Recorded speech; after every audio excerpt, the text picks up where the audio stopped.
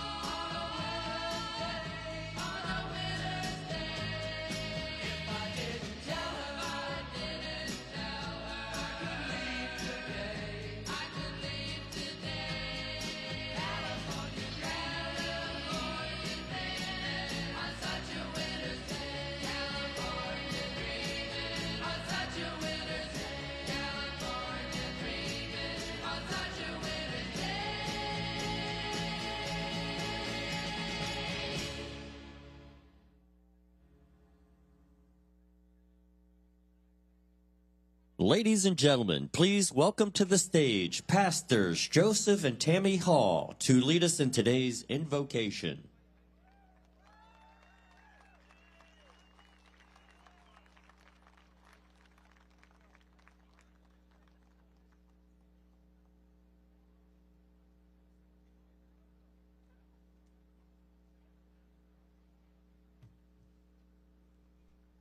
Hello, my fellow patriots. Come on, any patriots here today? Any faith-filled, God-fearing patriots here? Well, again, my name is Joseph Hall. This is my lovely wife, Tammy. We serve as the lead pastors of Crossroads CBN Council Bluffs, Iowa.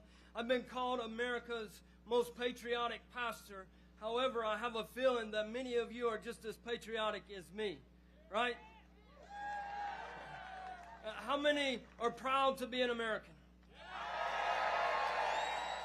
Okay, I'm not here to preach, y'all. I'm here to pray, so let's pray.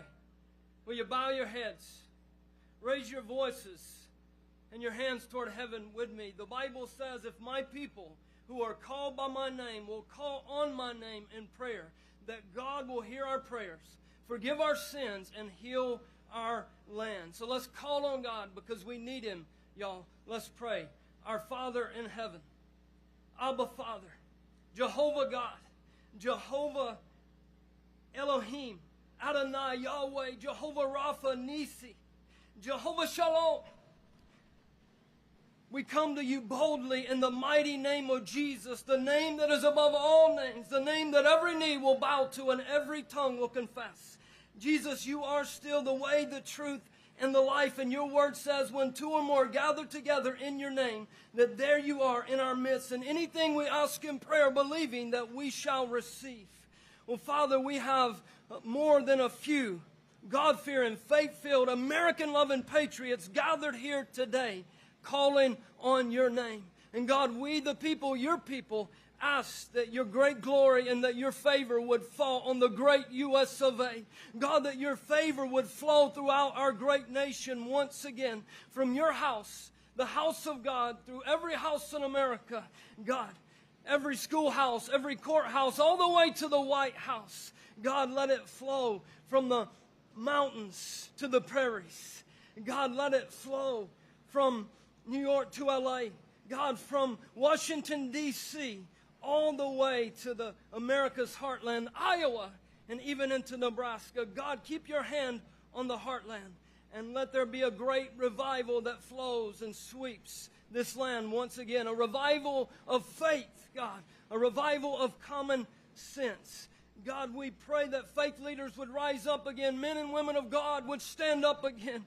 And God, that pastors and leaders would lead our nation back to you. One nation under God. God, put a hedge of protection about our nation. Your word says that no weapon formed against us will prosper. The greater is he that is in us than he that is in this world. Protect us from all of our enemies, both foreign and domestic. Father, forgive them, for they know not what they do. Father, we pray that you would forgive the complacency of the faith leaders for their lack of courage to stand boldly. God, give us the boldness to stand today, to stand on your word, to stand for your truth. Once again, we repent on behalf of our nation for the sins that we've allowed, we've accepted and celebrated as a nation. We repent. God, give us the boldness today to stand up tomorrow and forevermore. Because just like the great prophet Elisha said, they are more with us than they are with them. God, give us the vision to see all of those who are with us, and let us stand in unity once again. God, we pray for unity. Unite us as Americans and as a nation. We pray that you would remove all of this division and replace it with a unified vision, God, because we know united we stand, but divided we fall. God, we pray over our great nation. Put a hedge of protection about it. God, protect our great president, the greatest president of all time. Put a hedge of protection about him. Let him lead our great nation, God, with great strength, but in great humility. God, in wisdom, but in great love. God, with justice, but in mercy. Give our president the strength and the courage of 10 men. And God, give him the wisdom of Solomon. Oh God Almighty, we are still a nation under God who trusts in you still, God. Your word says, blessed is the nation whose God is the Lord. And we thank you. God, bless this nation once again, the land that we love. In the mighty name of Jesus, everyone shouts, amen. Thank you. God bless.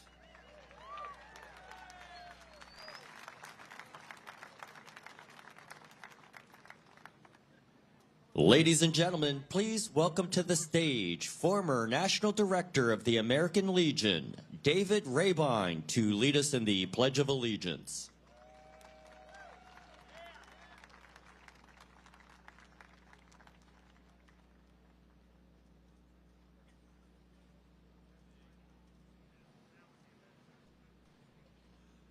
It is my honor to stand in the midst of this group of patriots as we pledge allegiance. Please uncover, fix your gaze on one of the many flags that fly in front of us today, and join me in pledging allegiance to that flag. I pledge allegiance to the flag of the United States of America and to the republic for which it stands, one nation under God, indivisible, with liberty and justice for all. Thank you.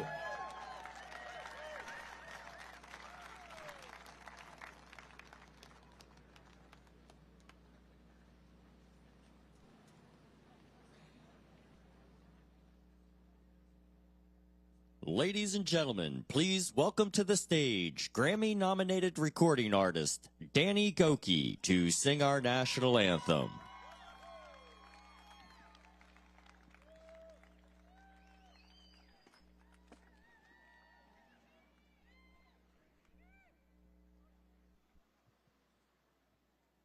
Can you help me sing this song? Oh, say, can you see by the dawn's early light what so proudly we hailed at the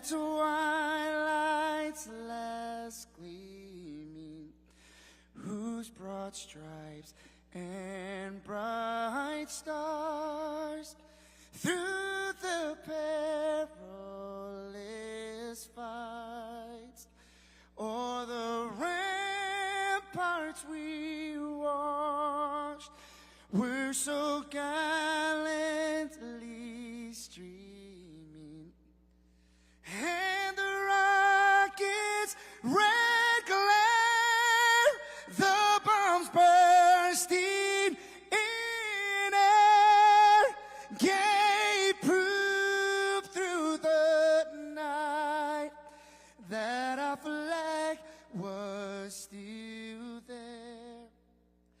Oh, say does that star-spangled banner yet wave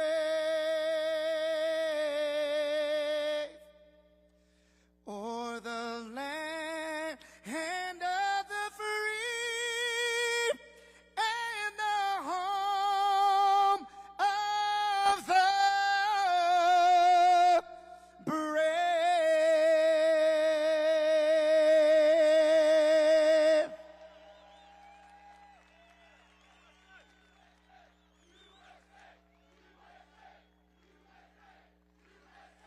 USA. So I'm gonna sing a song, but I have no audio on my monitors, and so if they want to fix that.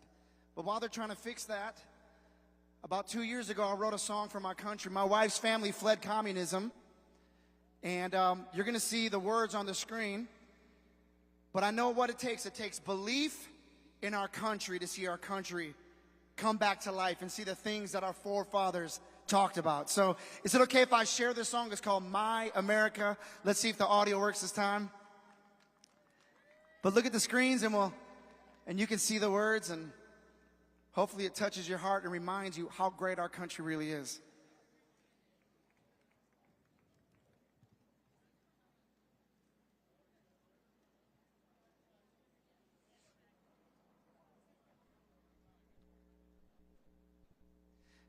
Y'all look good today, by the way.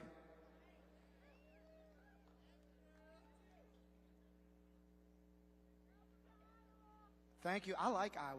I'm gonna tell you. Yes, sir. It's plugged in.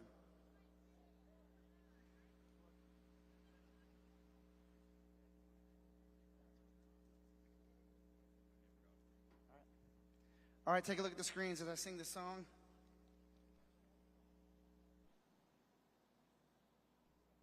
Still nothing.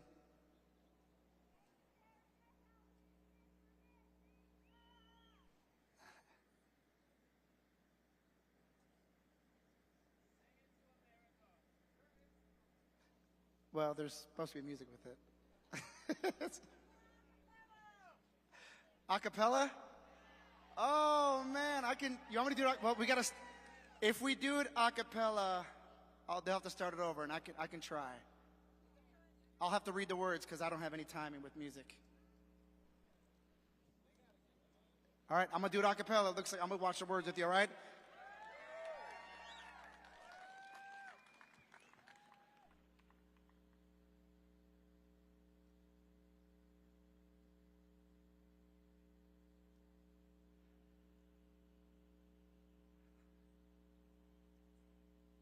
I can tell they're working on it. Give a round of applause to the AV team and as they're trying to work this out.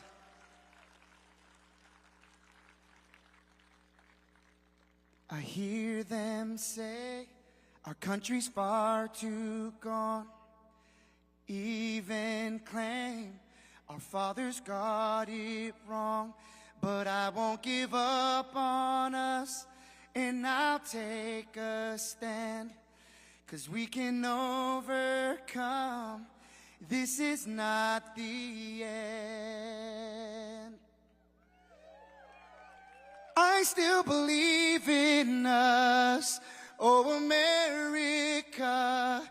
You're still the land I love, though a little bruised up. Stars and stripes still cry liberty over evil, over tyranny. Blood poured out for our freedom. They sacrificed it all for this nation. I still believe in us, my America.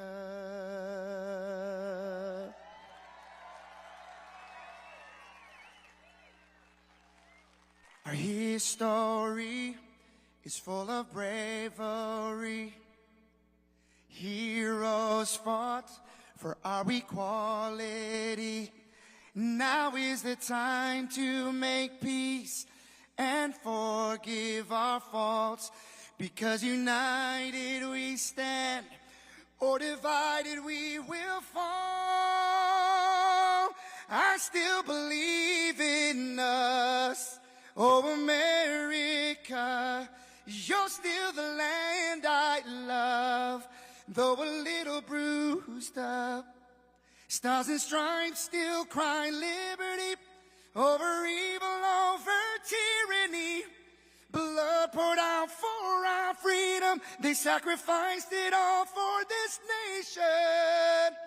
I still believe in us. America, America. God. Oh, all right, we got the 2 songs going on. All right, that's a different song that they just started playing. All right, so what just happened here was 2 songs collided in that moment. Do we have the last one that we can? You guys, I'm so sorry about this. It's actually a really good song, at least I think. I wrote it.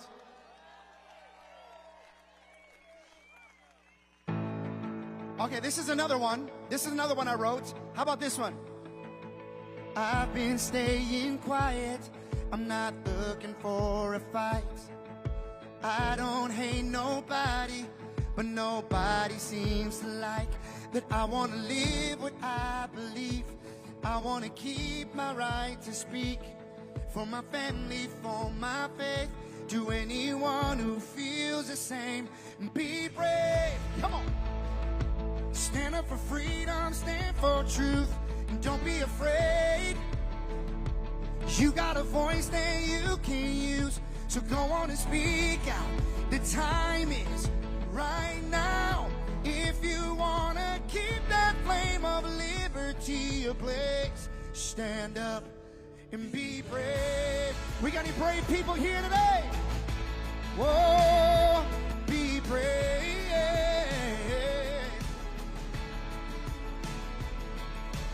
We're the generation that has to make a choice. Will we push against this evil? Will we watch while it destroys what so many died to give us? This great country that we live in. There's a heavy price for freedom, and this is how we keep it. Be brave, come on. Stand up for freedom, stand for truth, and don't be afraid. You got a voice that you can use, so go on and speak out. The time is right now. If you want to keep that flame of liberty ablaze, stand up, be brave. Come on, are we brave? Oh, be brave.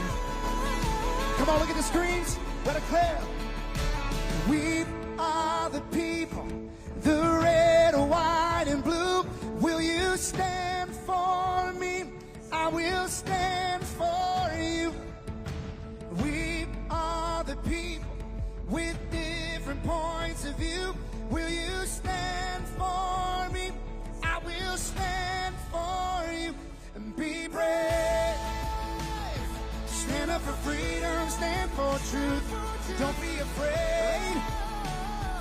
You got a voice that you can use, so go on and speak out. The time is right now. If you want to keep that flame of liberty ablaze, oh, stand up, be brave. Come on, are we a brave people? Be brave. Stand up for us. Be brave for your children. Be brave for your family. Be brave for your future. Be brave for your country. Come on, let's be brave. All right, let's see if they can give us one more try with the other song. To the guys who are running it, if you want to go to the other version, the key up, we can do it in the other key if that audio works. We'll try one more time. You guys, thank you for your patience. These things just happen. I can dance, but I'm not a good dancer, so you don't want to see that. You'd rather hear me sing. Here it is. Oh!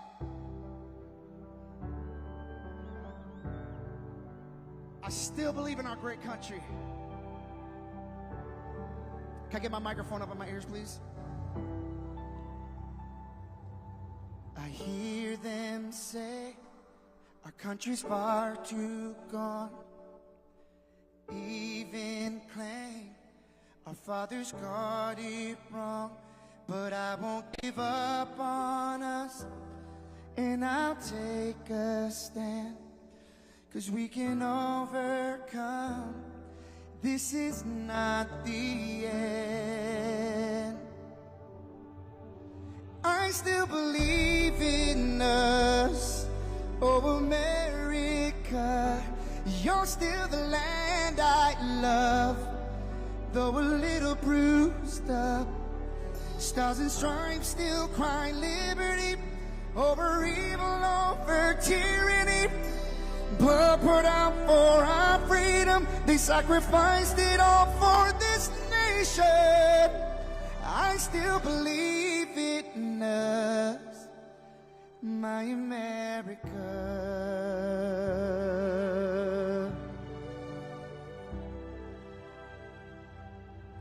Our history is full of bravery. Heroes fought for our equality. Now is the time to make peace and forgive our faults, because united we stand, or divided we will fall. I still believe in us, my America. You're still the land I love, though a little bruised up. Stars and stripes still cry liberty over evil, over tyranny. Blood poured out for our freedom. They sacrificed it all for this nation. I still believe in us, America, America. God shed His grace on thee and crown thy good with brotherhood. From sea to shining sea, I always believe in us, my America. 'Cause this is the land I love, but we gotta heal up. Lady Liberty will always be a sign of hope unto the refugee. The immigrant can find escape from oppression to a better place. I still believe in us. I still believe in us. I still believe in us, my America.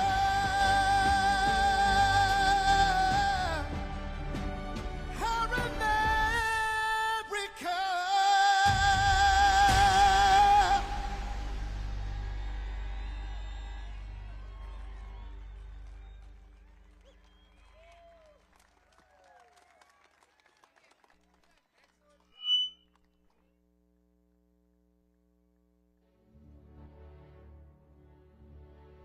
The pride to serve my country knows that I'm doing it not for myself. Every day I put on the uniform, I'm not just representing Caroline Robinson.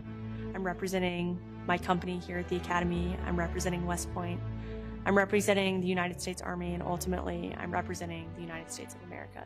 I really came to West Point because belief in the American dream and giving back to our country You're a part of something that is much bigger than yourself. You're a part of a tradition of excellence and a legacy that's connected not only to the Academy, but to the American Army. I'm surrounded by people who want to make themselves better and serve our country. Excellence is their baseline, and that to me is what it means to be a West Point cadet. From the earliest days of our nation, this supreme tradition of American military service has been passed down from soldier to soldier and generation to generation, and it's a beautiful thing to watch. My brother preceded me here, and originally I didn't really know what West Point was until he came. But when I saw the mission that they were committed to, of upholding the principles of American democracy and protecting the Constitution, I knew it was somewhere I had to be. Every time that we lived outside of the United States, I always developed this sense of gratitude and pride of being an American, and I wanted to give back to my country what it gave to me. And it wasn't until I zipped up the blouse and I put the belt on for the first time that I realized that I was going to be serving my country, and it felt right. West Point was the place that I needed to be, and more importantly, the Army was where I wanted to be. I just looked to the left and right over basic training and realized that we all had the same American patch on our shoulders, that we're all fighting for the same thing. I mean, there was no better feeling in the world knowing that every single person around you is committed and willing to die for that mission. You came for excellence, you came for duty, you came to serve your country, and you came to show yourselves that you are among the smartest, toughest, strongest, most lethal warriors ever to walk on this planet. What excites me the most about my future in the Army is the opportunity that I'm going to have to give back to the American soldiers that I'm going to be leading. Because ultimately, they don't get to choose. And to me, it's that burden of responsibility to be the best leader. And as a young officer, that's going to be exactly what I get to do. I was the cadet basic training first detail for the first 3 weeks. And I got to see the new cadets come in from their families' homes and being in process on their very first day and watching them grow so quickly. I would do all the formations, and I looked out at these 1,000 new cadets, people who had just come out of high school. They were completely different people. I don't think there's another institution in the country like West Point where the student body is so committed to furthering the mission of America and ensuring our democracy and freedom for generations to come. I'm really surrounded by the best of the best, and that's when I realized this is a place that I absolutely want to be. West Point itself is an amazing institution, but it only provides opportunities. The people here have to choose to take those opportunities and grow and lead and serve. And the people here want to do that. And I'm proud to be a part of that. And I would tell any high schooler who is considering it, you won't regret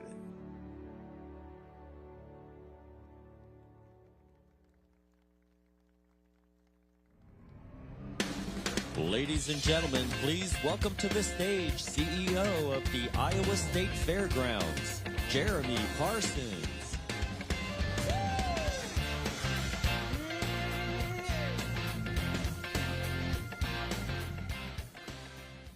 Well, welcome. Do we have any Iowa State Fair fans out there? We picked the perfect day for you. It's hot. You're on the Midway lot. If you were spinning around, it'd be a great day at the fair. But thank you for being here today, and welcome to the beautiful Iowa State Fairgrounds. I want to thank the great team here at the Iowa State Fair who has been working hard with America 250 to put on this event for you. I'm blessed to work with some of the best staff and board that there are anywhere in the United States. And we also brought some of your favorite fair foods here today as well, so hopefully you grab a corn dog or a cup of cookies or some ice cream today for sure. When our nation was less than 100 years old and the state of Iowa was less than 10 years old, a dedicated group of Iowans decided that we should have a state fair. And in 1854, they did just that, held the very first Iowa State Fair. That very first Iowa State Fair was meant to be a celebration, a place where neighbors could gather, a place where blue ribbons could be won, a place where new technology could be viewed, a place where families could be entertained, and a place where agriculture, our state's #1 industry, could be honored. And 171 years later, the Iowa State Fair is still here, and we are still celebrating as big as we ever have, despite all of the changes in our world since that first fair. The fair is a platform for all that is good about our state and our nation. It's a place where youth learn, a place where families safely gather, and a place where our state and our great nation is celebrated every single year. But the Iowa State Fair is not unique. In fact, across our great country, there are more than 2,000 state, county, and regional fairs that attract millions of visitors and generate billions of dollars in economic impact. But our fairs are more than economic engines. They are even more than annual events that you go to with your family. They are traditions rooted in community and connection. They are patriotic. They are all about America. Quite frankly, fairs represent the very best of our nation, and I think that's why you're here today. You also want the very best for our nation.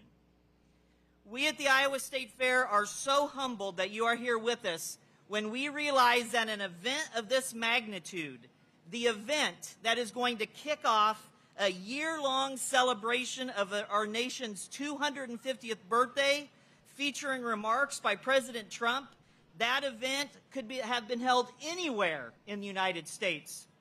But we are blessed to have the opportunity to host it here, and we thank President Trump for that honor. So, if you're looking for something to do August 7th through the 17th, come back and celebrate Fair Sweet Fair with us. I guarantee it'll probably be about as hot, so you're already prepared for that. We would love to have you visit. And if you're not from Iowa, I know you've got a state fair in your state that you should go visit as well. Thank you again for being here tonight for this once-in-a-lifetime event here at the Iowa State Fairgrounds. Stay safe, stay hydrated, enjoy the evening. What a beautiful night to kick off a really big party, a year-long celebration of our great nation. Thank you very much.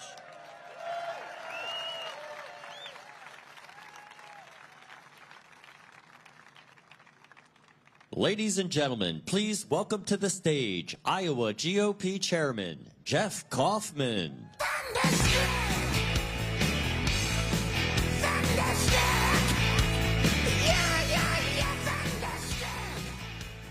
I just had a little bit of a news flash for you. I'm usually known to be pretty bombastic and excitable, so I'm going to try to be calm today, but just in case you haven't heard, America's going to celebrate our 250th, and Donald Trump picked Iowa to start it all. He picked us, folks. Through the years, a lot of presidents have said, I'm the president of the heartland. I'm the president of small town and rural America. Guess what? We've got a man that practices exactly what he preaches in the White House, and he's all ours.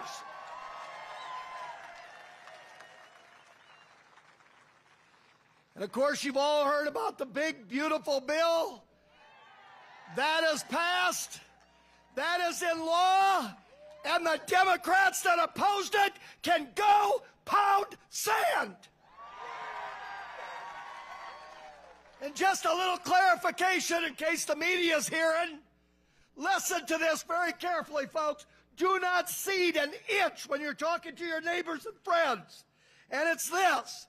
If you work and if you're legal, you're not going to get kicked off Medicaid. That's a lie.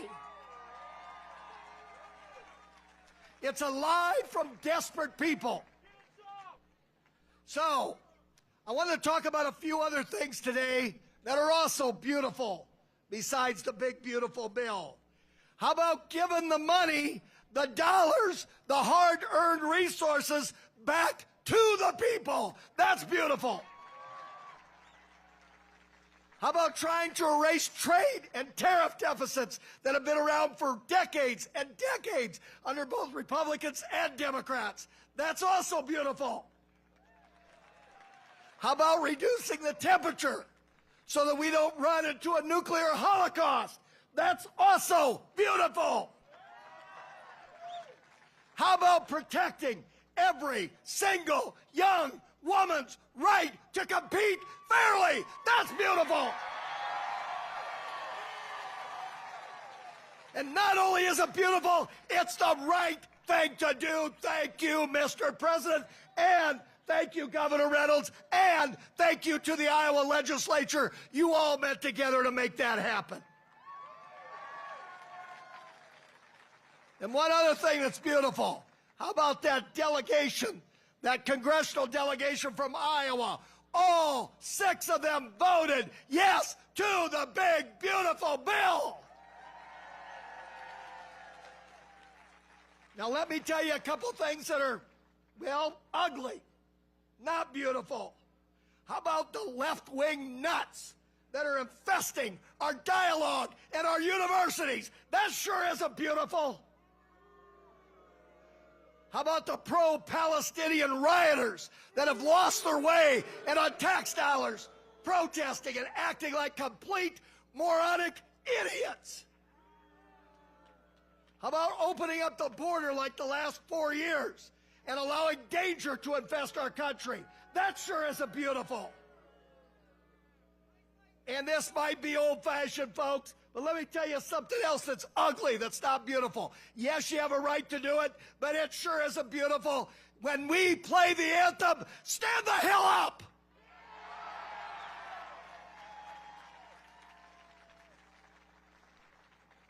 So I just want to end, other than that, I don't have any strong opinions today. I just want to end with a true story. This is going to sound like I made it up, but last night I was on my four-wheeler. I was taking my grandson Oliver for a drive out by the creek. He's 4 years old. Heart and soul, of course, I've spoiled him absolutely, completely, utterly rotten, which is what we're supposed to do. And when we were sitting there by the creek, I was telling him that I'm going to see President Trump tomorrow. So he had all kinds of questions about that. And there's an eagle's nest where we go down. That's why we go down and watch the creek at that point. Honest to goodness, it was like a Hollywood show. The eagle took off and was in flight and flying around. And Oliver said, look, Papa, there's an eagle. I'm truly not making this up. So I finally looked at him. I said, Oliver, do you want me to say anything to President Trump? How telling this was, honestly. He looked at me. He says, Papa, tell President Trump that I love eagles. You know what? We love eagles. We love Iowa. We love this country. And here's a message that starts right now, and this can be a unifying message. And that is, and I want everybody to hear you, folks. I want them to hear you back there. We also love President Trump, period. Thank you.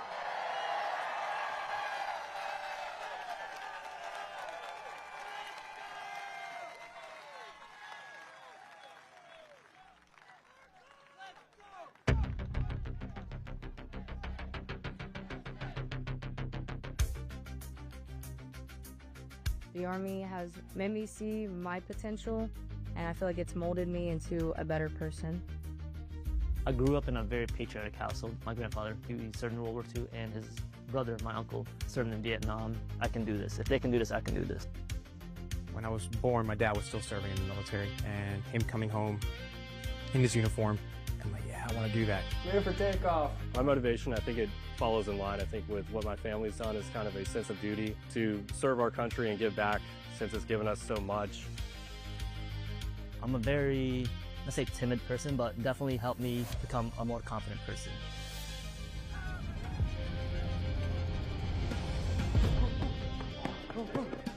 Working with a group and my peers, it really shows how much working with a team can strengthen you. All right, ready to go? Ready to go? I derive a lot of purpose from serving others.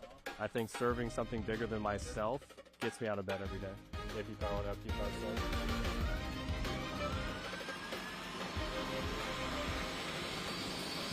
I definitely pushed myself further than I ever thought I could go. I joined the military service because I want to deploy. That's my main goal, is deploy, deploy, deploy.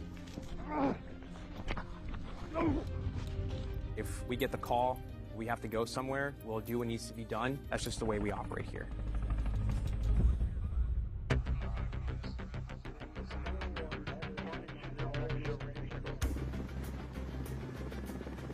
This is one of the few jobs in the nation where we all take an oath to say, I'm willing to put my life on the line for you, and they're willing to put their life on the line for me. This is what we train for. This is what I want to do. My team leaders and squad leaders, they know exactly what to do. Check equipment, check weapons, check ammo.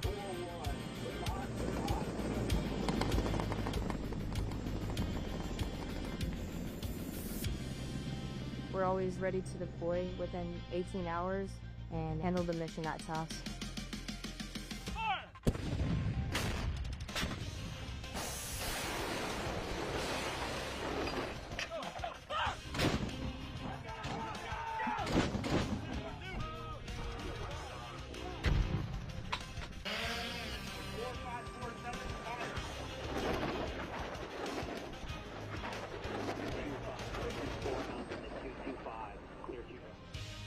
We jump so frequently so that our jump masters and the paratroopers are ready to deploy.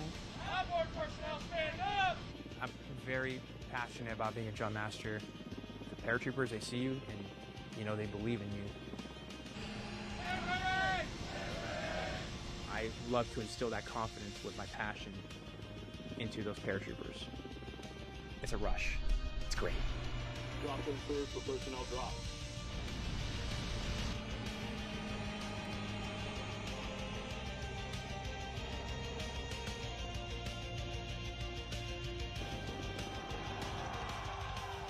This week we honor 250 years of valor and glory and triumph by the greatest fighting force ever to walk the face of the earth, the United States Army. For 2.5 centuries, our soldiers have marched into the raging fires of battle and obliterated America's enemies. I love the Army. It is a great place to set yourself up for success, to prepare yourself for the future. God bless you, God bless our soldiers, and God bless the U.S. Army.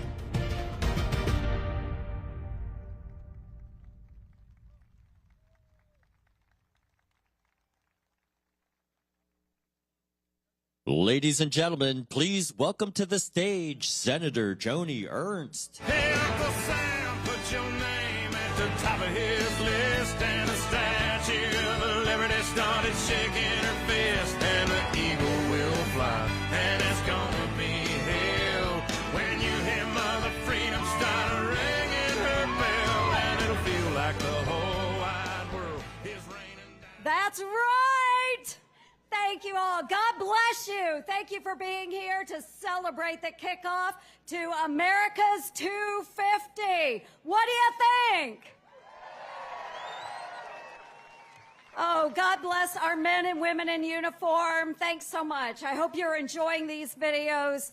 It is a great day to be an American. Thank you, Iowa, so much. And we are just hours from kicking off the year-long celebration leading up to our nation's 250th year as the greatest country on earth. So, folks, join me in thanking President Trump for choosing Iowa to kick it off. Hey, Iowa has always had President Trump's back because he has always had ours. Whether it's protecting Iowa's first in the nation caucus status, championing our farmers, or revitalizing our economy and small businesses, Donald Trump is making Iowa great again.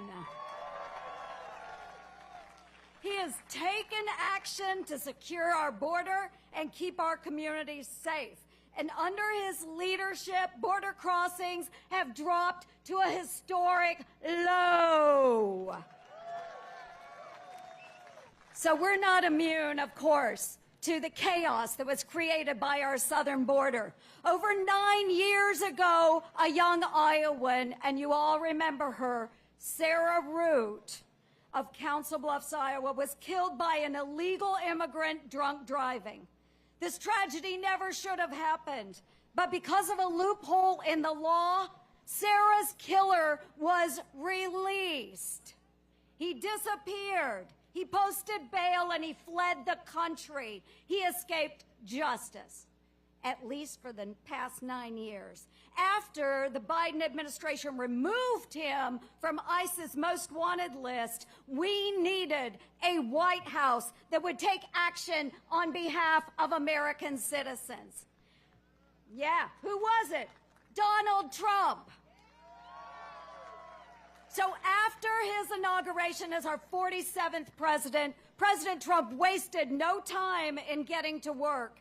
In fact, he made my Sarah's Law the law of the land at his first official bill signing in 2025, so that this tragedy never happens again. And folks, thanks to President Trump and the tireless efforts of his administration, guess what? Sarah's killer was located and extradited back to the United States in March.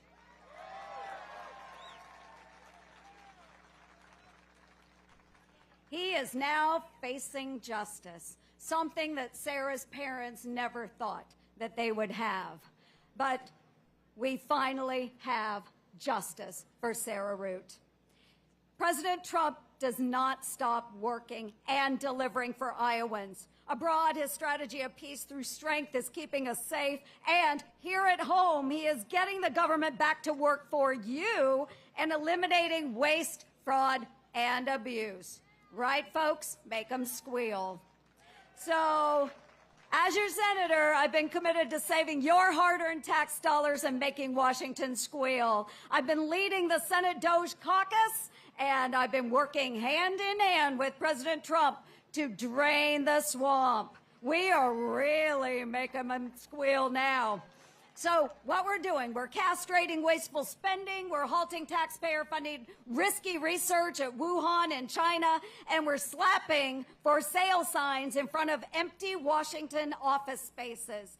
That's because you folks deserve to keep your hard-earned taxpayer dollars in your own pockets.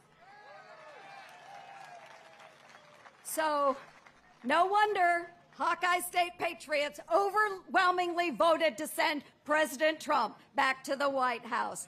Your voices in November were heard loud and clear. We want him to continue his mandate because his agenda is getting our country right back on track. And that's why this week the Senate did our job to pass his one big, beautiful bill. So we are lowering taxes, cutting red tape, prioritizing rural America, and growing our economy. And with this bill, we've made his 2017 tax cuts permanent, and again, keeping your hard-earned tax dollars. So we are on the path to unleashing the golden age, not just for America, but for Iowa and every other state. With President Donald J. Trump leading the charge, we're going to accomplish so much more. So God bless you. Thanks to all of you patriots for coming out today to celebrate this kickoff. God bless the great state of Iowa. And, of course, God bless these great United States of America. Thanks for turning out, Iowa.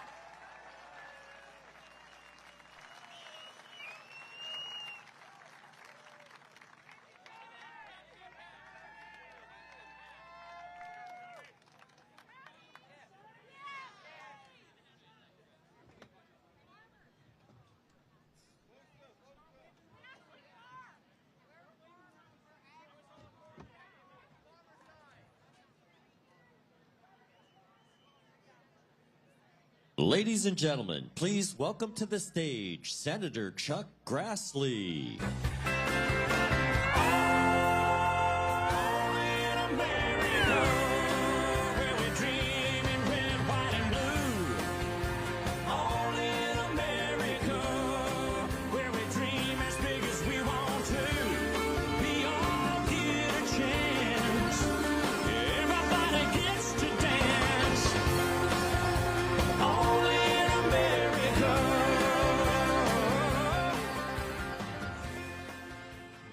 God bless all of you for coming.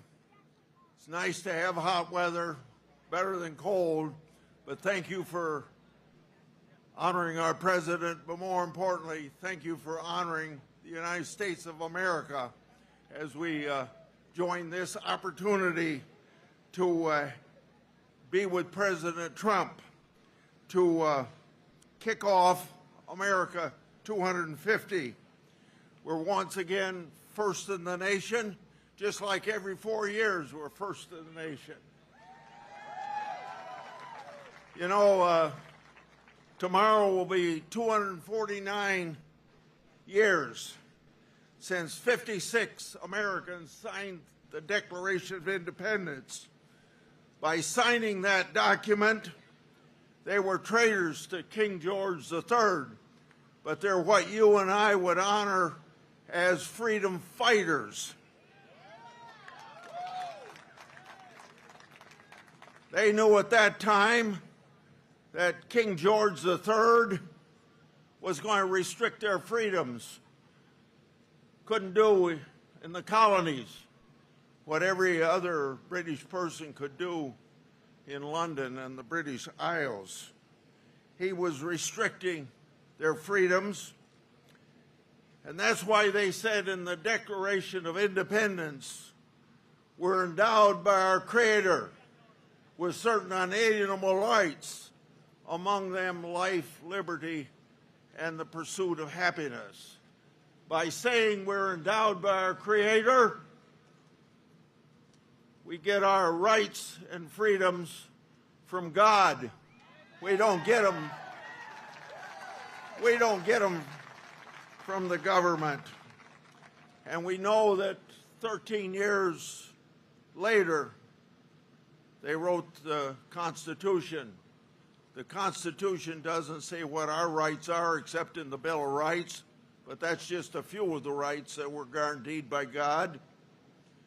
What it said was that we write this Constitution to protect the American people from their government. And it still serves that purpose. And I hope that we appreciate that in America. You know, people of the left get irritated when we talk about the United States being an exceptional nation.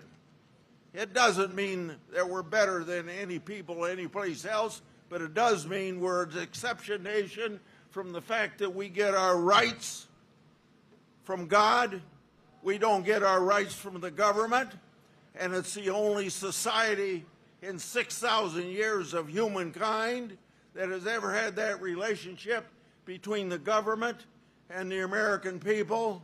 And what we're honoring for the next year is the preservation of that statement in the Declaration of Independence. We're endowed by our Creator with certain inalienable rights. And we're going to emphasize that for the next year and honor it as we traditionally do. I would like to comment just a short period of time about the one big, beautiful bill. I was happy to stay up 27 hours to see that through to its finality. It's a bill that makes sure we don't get the biggest tax increase in the history of the country. And for all the Democrats that voted against it, they were voting to have the biggest tax increase in the history of the country. It strengthens our national defense tremendously. It fights waste, fraud, and abuse. Now, you get tired of us using those terms, but I think we've proven through many studies that that's just exactly what happens when government isn't proceeding the way it should. And I thought I would take just a minute to tell you what my contribution to the big, beautiful bill, because I'm chairman of the Judiciary Committee, and immigration comes under our responsibilities. So we're going to finish the wall.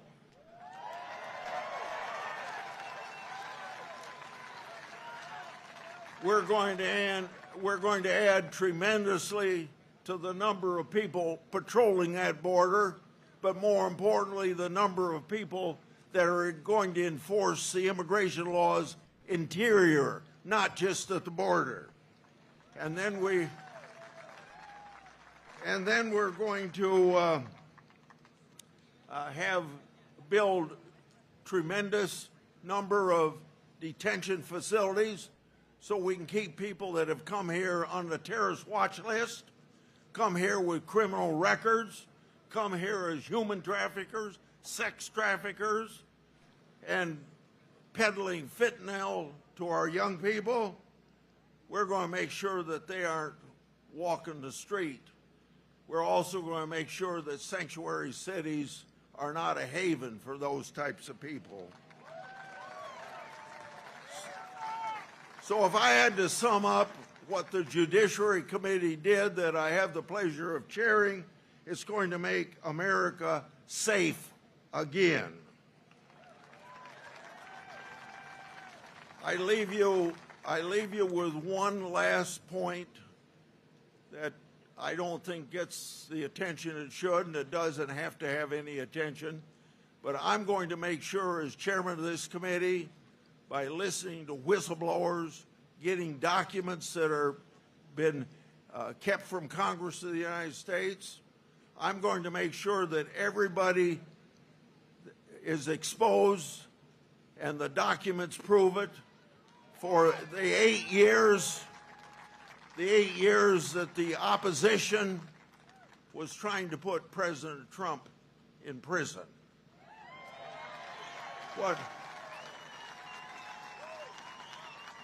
What we're doing,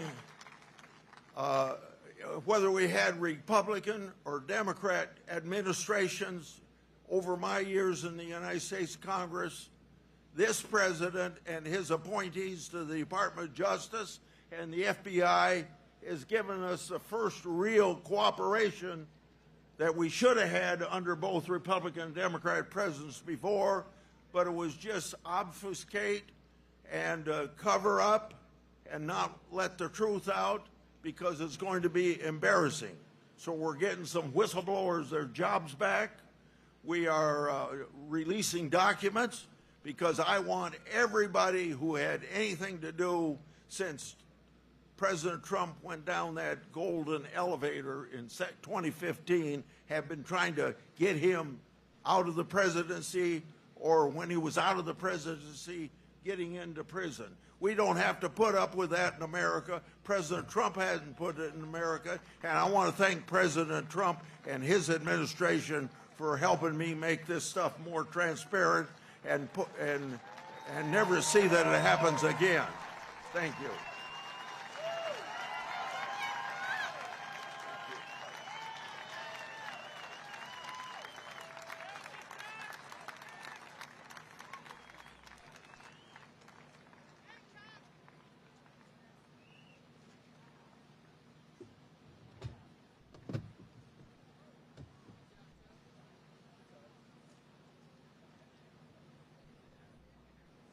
Ladies and gentlemen, please welcome to the stage Iowa Attorney General Brenna Bird.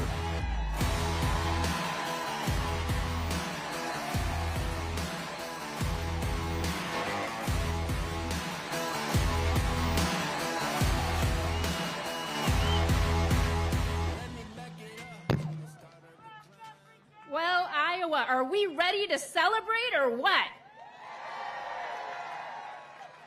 You know, isn't it great that President Trump chose Iowa to celebrate America's big, beautiful birthday? And there is no better place than Iowa to kick off America's 250th birthday celebration than our state fair. Iowa, we have always come through for President Trump, haven't we? And today, it's America's state fair. You know, Iowa as a state did not exist back in 1776 when the Declaration of Independence was signed. It was 170 years later that Iowa was admitted to statehood. And President Trump, he could have picked our nation's capital in Washington, D.C. He could have picked Philadelphia at Independence Hall. Thank you, President Trump, for picking Iowa and bringing our celebration to the heart of the heartland.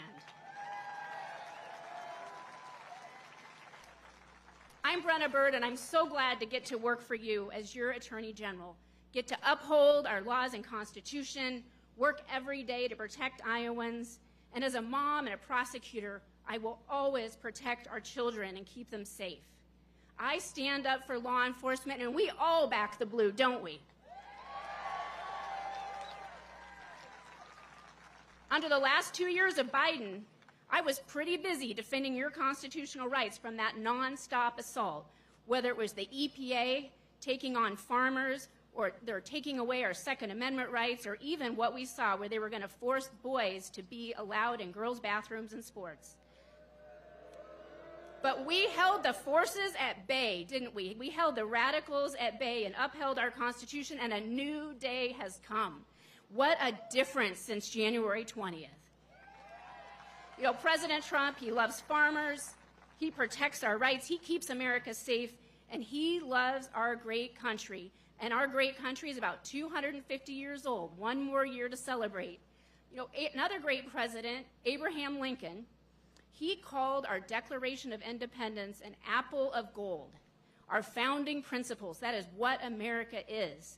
And he said that it's an apple of gold in a frame of silver, the Constitution that enshrines our Republican form of government. We hold these truths to be self-evident, that all men are created equal, that they are endowed by their Creator with certain unalienable rights, and that among these are life, liberty, and the pursuit of happiness.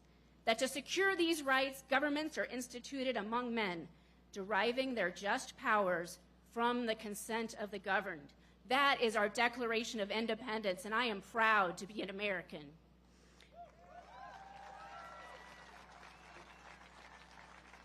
I'm also a proud Iowan because we've got a lot to brag about as a state. You know, Iowa sent more soldiers per capita than any other state in the Union to fight in the Civil War.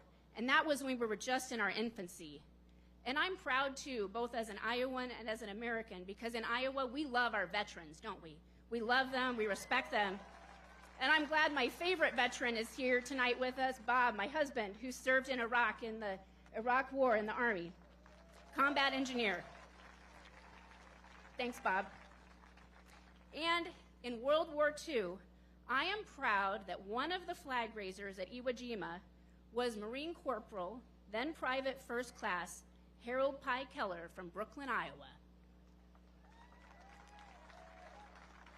And here in Iowa, I think we just might be the best thing since sliced bread, because the first bread slicing machine, it was invented right here in Iowa in Davenport.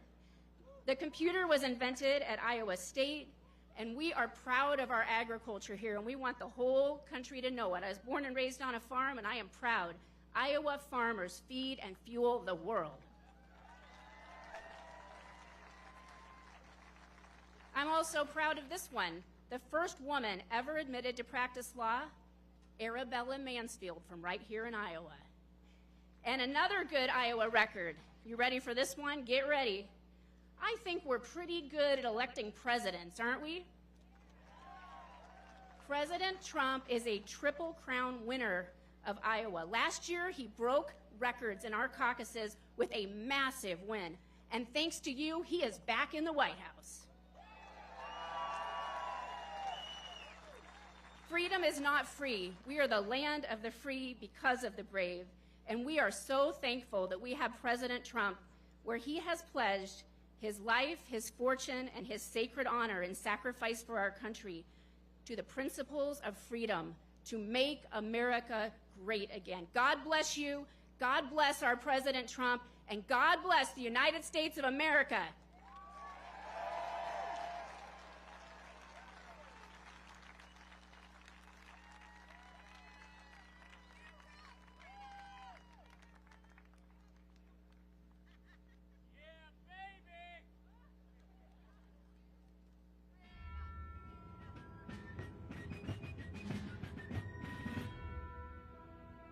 Before we even had a country, we had an army. They started as a small, unorganized group of shop owners and farmers, but they fought the most powerful army in the entire world to a standstill in Concord, Lexington, and Bunker Hill. Then our Continental Congress chose George Washington as general of our Continental Army. But it wasn't until 1 year later, on July 4th, 1776, that news arrived of the signing of our Declaration of Independence. Now we had a new army and a new nation. With little gunpowder, no shoes, bloody feet, few cannons, little training, and even less food. Valley Forge started in December. They went into winter camp in December of 1777. Approximately 2,000 Americans died that winter of disease. They lived through hell, but they never ever gave up. Not this army, not this first American army.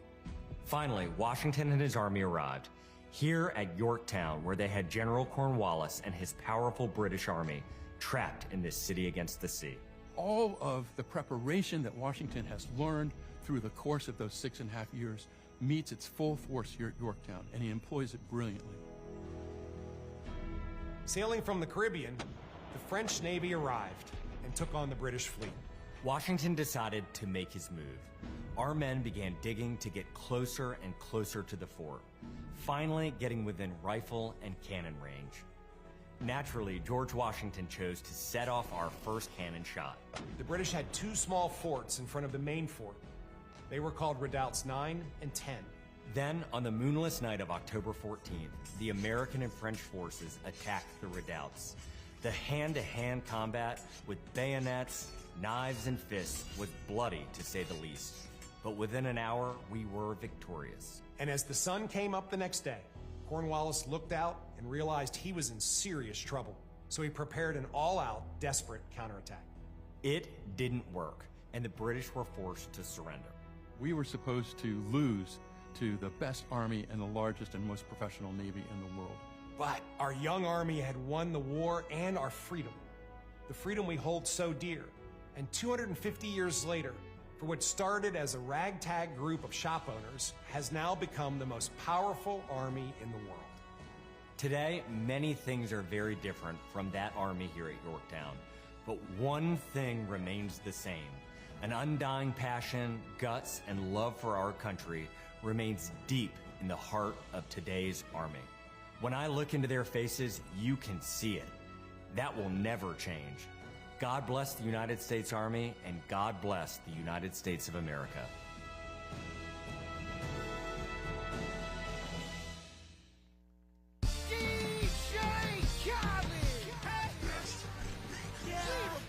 All I do is win, win, win, no matter what.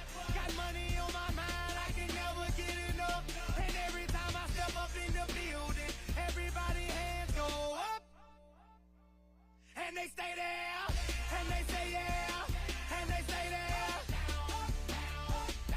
Cause all I do is win, win, win. And if you going in, put your hands in the air, make them stay there. Ludacris going in on the verse, cause I never been defeated and I won't stop now. Keep your hands up, get them in the sky for the homies that ain't make it and my folks locked down.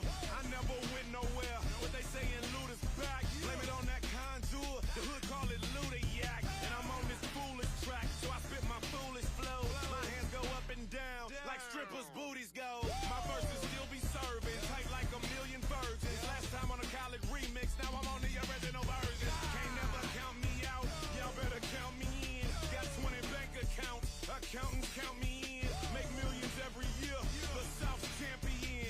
Cause all I do, all I do is win, win, win, no matter what. Got money on my mind, I can never get enough. And every time I step up in the building, everybody hands go up. And they stay there, and they say yeah, and they stay there. Cause all I do is win, win, win. And if you going in, put your hands in the air, make them stay there. Swerving in my low-low, head on a swivel, you know serving me's a no-no. Clean as a whistle as I pull out in my Rolls Royce. Yellow bone passenger, they see it, they say, oh boy. Tell Kelly, back it up, my call me loco. Down for armed trafficking, don't make me pull up. Ask you what you laughing at, represent that mud life. Dirty money, better get your mud right. come together, holding hands and holler good life. We all strapping all black, it's like day. All we do is win. You riding to what? Cause we riding tonight. Now you riding with me cause you wasn't riding. All I do is win, win, win, no matter what. Got money on my mind, I can never get it up. And every time I step up in the building, everybody hands go up. And they stay there, and they say yeah, and they say there. Cause all I do is win, win, win. And if you going in, put your hands in the air, make them stay there. Heat in the kitchen, pot on the stove, water getting boiled. Being sold, Snoopy in the hootie, system overload. I've been running this rap game since I was 20 years old. I hung with the worst of them, bust till I burst them up, floss them up, toss them up, harder way, close them up. Pardon me, I'm bossing up, press you up, bless you, bro, don't mess with us. We like the U in the 80s, back to back, set a track, hit the lick, get it back, get the trick, jump the track. Want my money back, time and time again, while I'm sipping on this gin. Al Davis said it best, just win, baby, win. All I do is win, win, win, no matter what. Got money on my mind, I can never get it up. And every time I step up in the building, everybody hands go up. And they stay there, and they say yeah, and they say there. Cause all I do is win, win, win. And if you going in, put your hands in the air, make them stay there.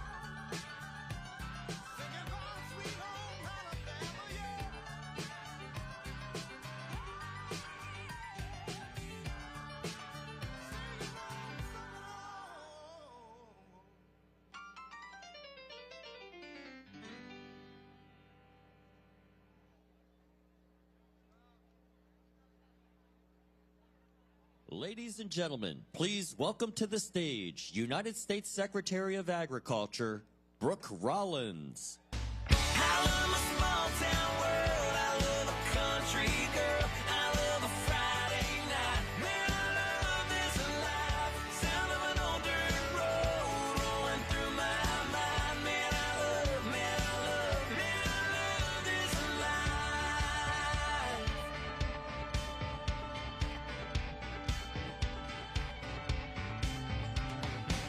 I love that county line bar where they all know my drink. The way she throws her hands up when that cover band plays. I love the taste of her lips when she's been sipping that wine. I still get drunk on her every time.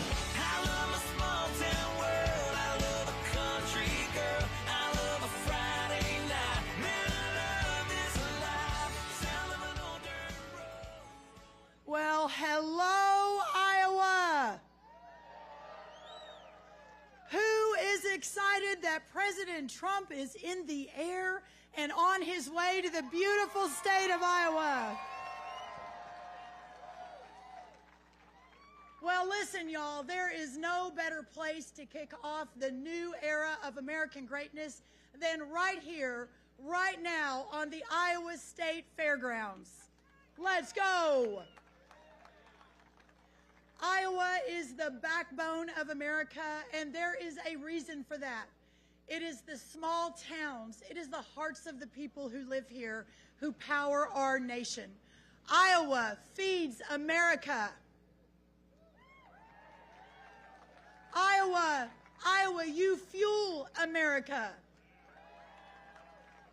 And Iowa will always be the beating heart of America. Our American Revolution was fought for many causes, all under the banner of liberty. But central among them was this: the preservation of a people who work the land, who love their families, who take pride in our country and our flag, and place their trust not in the government, but in our Almighty God.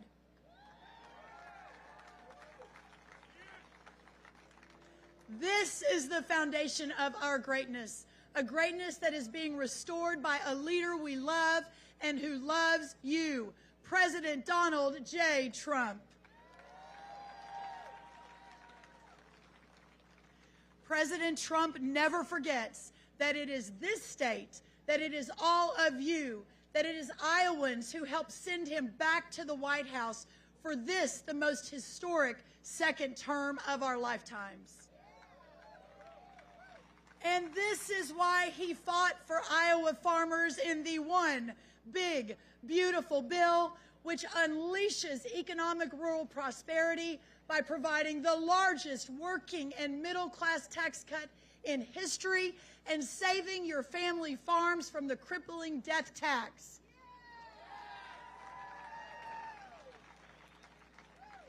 Listen, y'all, I am not from the great state of Iowa. I am a daughter of Texas's farms and small towns. Got a few Texans here. I was just a small town FFA kid growing up baling hay and racing barrels in the tiny town of 1,200 in Glen Rose, Texas. But it is there where I learned the virtues that run deep through America's heartland. And that American way of life of hard work and self-sufficiency, of grit and of grace, of faith and of family is not some creation that came about by accident. It is the deliberate consequence of the great American founding itself. It is the creation of the founders and the expression of liberty and of freedom. The founders knew that the culture of entrepreneurship, of independence, of self-reliance, of risk, and of community that characterized the farming life and our farmers was indispensable to the new American Republic. No agriculture, no farms meant no liberty. It was simple then, and it is that simple now. Iowa and the whole agriculture way of life is therefore both part of the American experiment and a signal of its true success. the men who sacrificed themselves upon the altar of freedom at Lexington and Concord 250 years ago did so that this nation could exist now. If they could see it, and I believe they do still see it, they would say it was all worth it. That connection with history and purpose is important now more than ever, because we have, for the first time in a generation, a president of the United States who understands it and embodies it.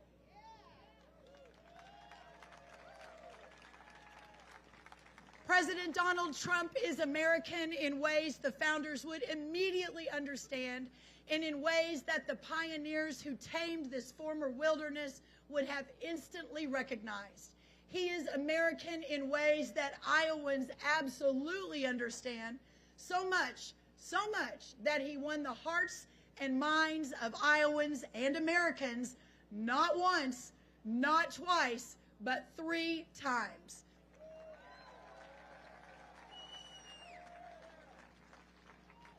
And now that you have brought him back to the White House again, he is delivering on his promises. Inflation, the cost of goods, is down. Our border is secure. Our partners across the world are negotiating again for great trade deals for our farmers and our ranchers. And the world is returning to peace once again. And by the way, did y'all hear that the cost of eggs is a little bit down? President Trump's Americanness expresses itself in his agenda. As his Secretary of Agriculture, I can tell you firsthand that his passion for American farmers, for American ranchers, for our rural America is unmatched. And we have the joy of keeping up with him in that respect. And everyone knows that he is explicit and unashamed in putting America first, in defending American jobs, in defending the American border, in defending the American heartland, in defending the American farmer, and in defending the American dream.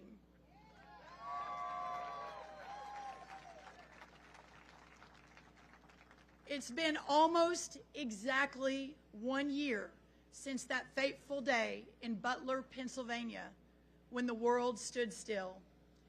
It is the most uncommon thing in the world to be shot, and then to rise and to tell the shocked and terrified crowd to fight, to fight, to fight, to fight, to fight, to never give up for this country. But it is also the most American thing. I mentioned Lexington and Concord, and there's something in that record of the American Revolution we commemorate now, today, that we must never forget. Lexington was an American loss. Concord was an American victory. But the battle records soon after were more losses than wins for a very long time. The revolution didn't end because of it, because those Americans knew the important thing was to fight. President Trump knows it too. And when you fight, sometimes you win, sometimes you don't. But if you keep fighting and God is on your side, you always win.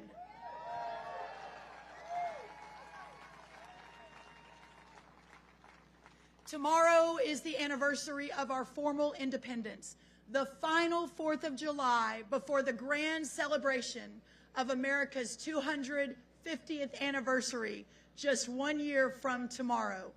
It's worth the celebration, but never forget that for independence to be declared, the people themselves had to embrace liberty and had to see themselves as masters of the new continent. John Adams said the revolution was not won on the battlefield alone. It was also won in the hearts and the minds of our people. And it is those hearts and minds to which this president fights and appeals, and which this great state of Iowa and our farmers and our ranchers embody so well. Your lives, your homes, your families, your faith is the true testament to American independence. Independence, after all, is not a one-time act. It must be won again It must be won again and again, and it must be won again. And every generation proving itself deserving of the heritage that it receives. Y'all, we will have a celebration worthy of the anniversary across this entire next year. We are pulling out all the stops to celebrate 250 years of American greatness, and President Trump's very special announcement that is coming very, very quickly here to you tonight in Iowa will let you know exactly what we're doing. Just this morning, I announced that we will have in August the biggest, most amazing American farmers market in the history of our country in Washington on the National Mall. And tonight, I want to invite all of you, every farmer, every rancher, every producer from every state who sell their beautiful crops and their products and their pork and their beef, to join us in Washington 1 month from today during National Farmers Market Week. But let me finish with this. We are honored to call the greatest country in the history of the world our home. President Trump would be the first to tell you, love your country. He would be the first to tell you that love America first. When you look around and all of you patriots that are here, you can feel the love. You can feel the spirit of patriotism in the air. It is that same spirit that won our independence. And it is that same spirit that moved the first farmer to sink the first plow into Iowa's beautiful, rich earth. Tonight, I'm reminded of another great Iowan, 24-year-old Martin Treptow. He worked as a barber in northwest Iowa before deploying to France during World War I. Before he gave his life for his country during that war, he wrote in his diary that America must win this war. Therefore, I will work, I will save, I will sacrifice, I will endure, I will fight cheerfully and do my utmost as if the issue of the whole struggle depended on me alone. Just as that brave young soldier who did give the ultimate sacrifice in World War I, we will work, we will save, we will sacrifice, we will endure, and we will fight cheerfully and do our utmost as if the issue of the whole struggle depended on us alone. Thank you, Iowa. I will be back in a month for your Iowa State Fair. I will proudly be showing in your steer show against your Governor Kim Reynolds, your Attorney General, and others. So those of you at the State Fair, come say hello. What an honor. What a joy. Never forget to fight, to fight, to fight, to fight for America, for freedom, for liberty. God bless you all. God bless President Trump. And God bless the United States of America. God bless you all. Thank you so much.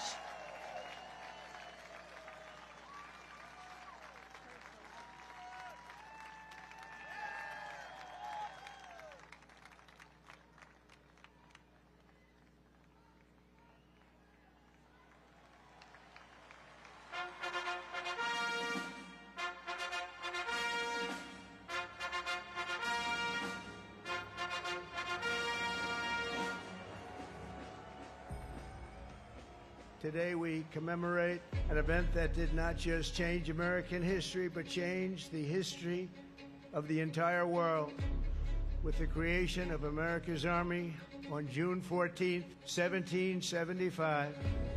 Liberty got its shield and freedom got its sword.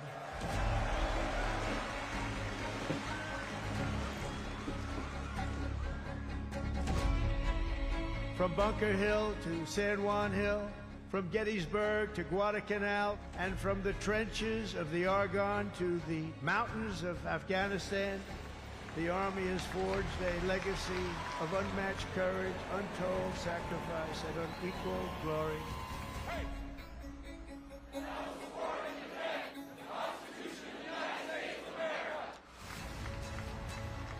Their motto is victory or death. Over the past 2.5 centuries, our warriors have shown unrivaled valor.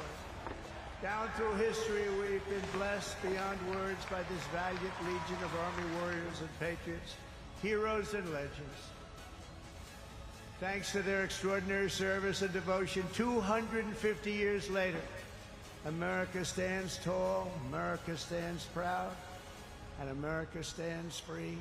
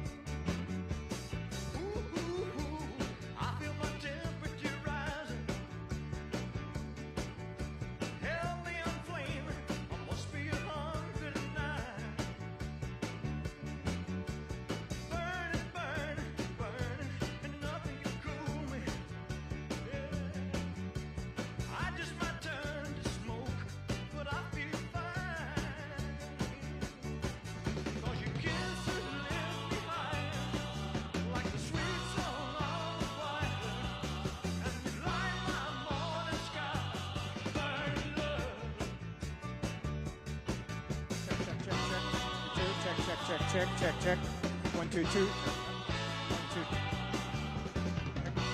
1, 2, 2. Check. There you go.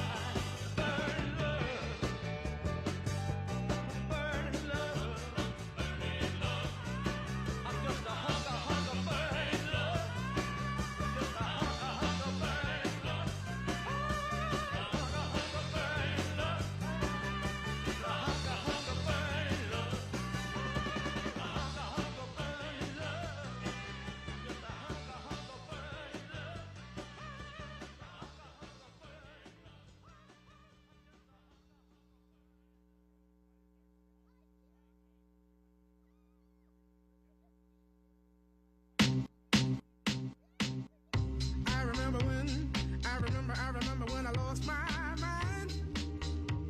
There was something so pleasant about that place. Even your emotions have an echo in so much space. And when you're out there without care, yeah, I was out of touch. But it wasn't because I didn't know enough. I just knew too much. Does that make me crazy? Does that make me crazy? Does that make me crazy? Possibly.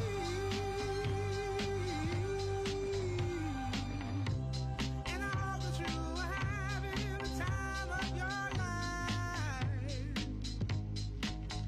But think twice. That's my only advice. Come on now, who do you think you are? Bless your soul. You really think you're in control? Well, I think you're crazy. I think you're crazy. I think you're crazy. Just like me.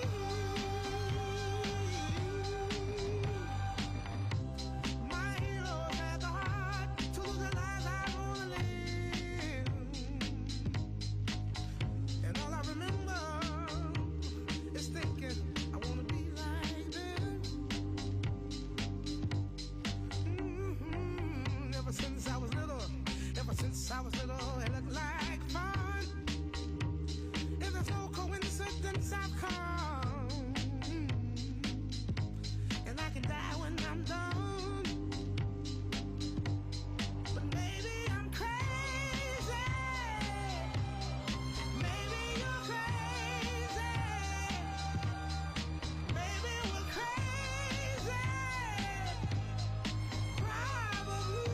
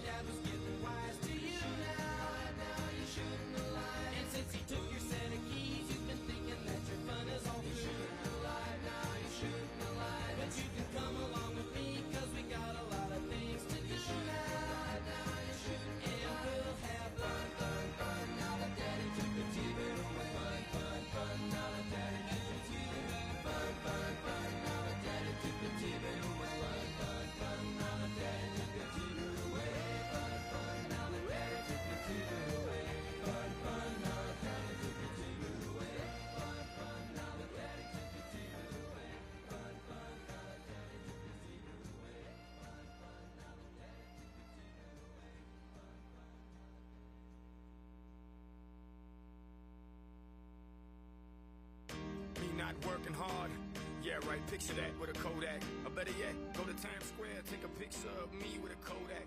Took my life from negative to positive, I just want y'all to know that. And tonight, let's enjoy life. Pitbull, Naya, Neo, that's right. I want all of you tonight. Give me everything tonight. For all we know, we might not get tomorrow. Let's do it tonight.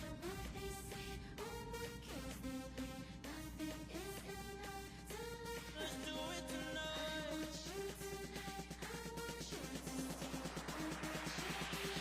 Grab somebody sexy, tell them, hey, give me everything tonight. Give me everything tonight. Give me everything tonight. Give me everything Take advantage of the night, cause tomorrow I'm off to do battle, perform for a princess. But tonight, I can make you my queen and make love to you endless. It's insane the way the name growing, money keep flowing. Hustlers moving silent, so I'm tiptoeing. So keep blowing, I got it locked up like Lindsay Lohan. Put it on my life, baby. I'ma give you a ride, baby. Can't promise tomorrow, but I promise tonight. Excuse me, and I might drink a little more than I should tonight. And I might take you home with me if I could tonight. And baby, I'ma make you feel so good tonight. Cause we might not get tomorrow. tonight. I want all of you tonight. Give me everything tonight. For all we know, we might not get tomorrow. Let's do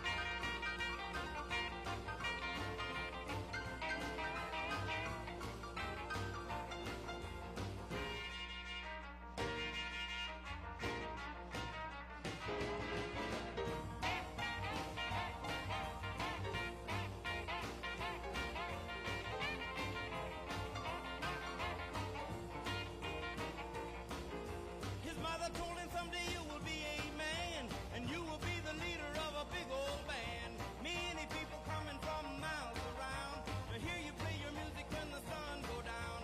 Maybe someday your name will be in lights saying, Johnny, be good tonight. Go, go, go, Johnny, go. Go, go, go, Johnny, go. Go, go, go, Johnny, go. Go, go, go, Johnny, go. Go. Johnny, be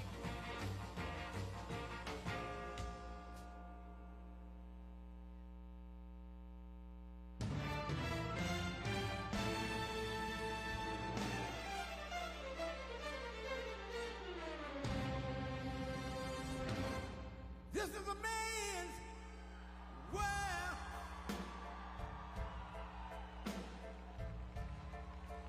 This is a man's world.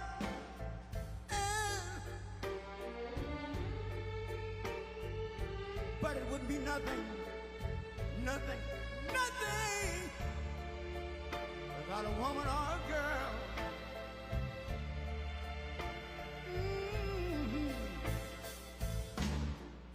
You see, man made the car. It take us over the road. Man made the train. Carry the heavy load. Man made the electrolytes. It take us out of the dark. And man made the boat for the water. Like my Bible said, Noah made the ark. This is a man's world. Ow! But it wouldn't be nothing, nothing, nothing about a woman or a girl.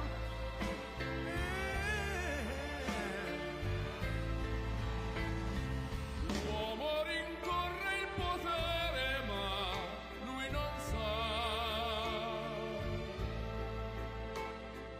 che il grande limite ad essere come si parla. Nel palmo stringe un'idea che non vive, che nella sua fantasia folle, se non si accorge che poi nulla più senza te, si vive solo per sé.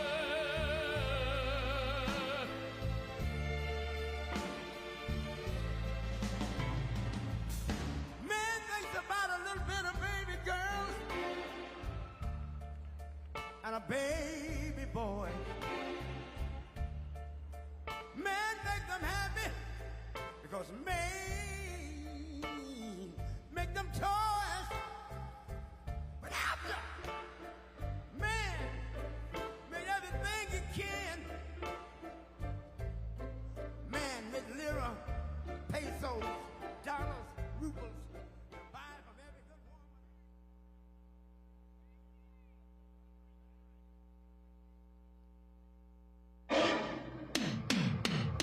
Ladies and gentlemen, please welcome to the stage the United States Ambassador of Protocol, Monica Crowley.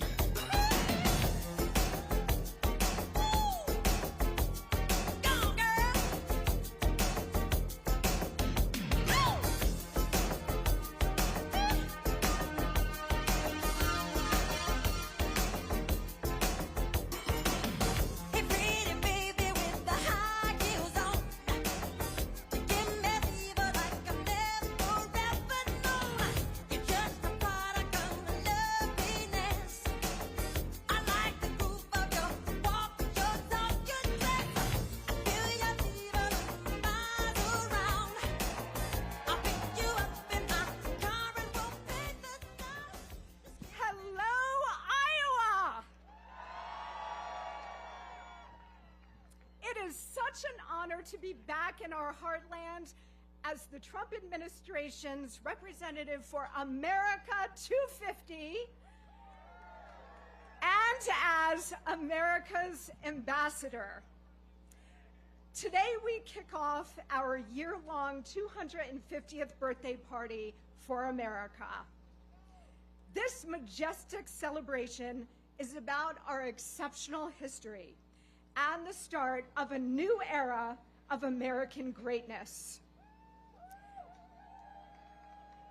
Today we launch the next 250 years of American freedom, strength, dynamism, leadership, and pride.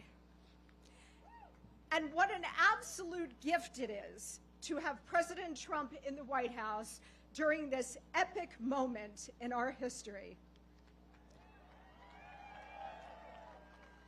249 years ago tomorrow, a ragtag band of young patriots came together in a small hall in Philadelphia to approve a document that would change the world forever. The Declaration of Independence was more than an airing of grievances against the crown. It heralded a new nation, announced in defiance of tyranny, built on individual rights and freedom. The Declaration was and remains the most eloquent battle cry of all time. The founders knew that when they put their names to it, they were risking it all. As Benjamin Franklin reportedly said, quote, "We must hang together, or most assuredly, we shall all hang separately." And yet, they did it anyway. That is true courage. And that is true faith in the absolute moral necessity to fight for God's gift of freedom.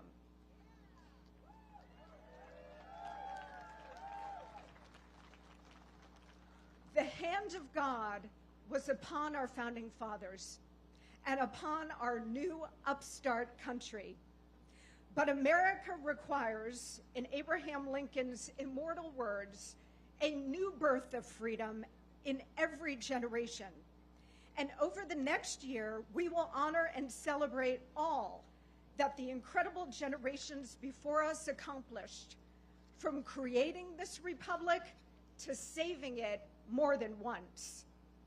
A new birth of freedom is exactly what we are experiencing right now, because our current president is a direct inheritor of the founders' heroic character.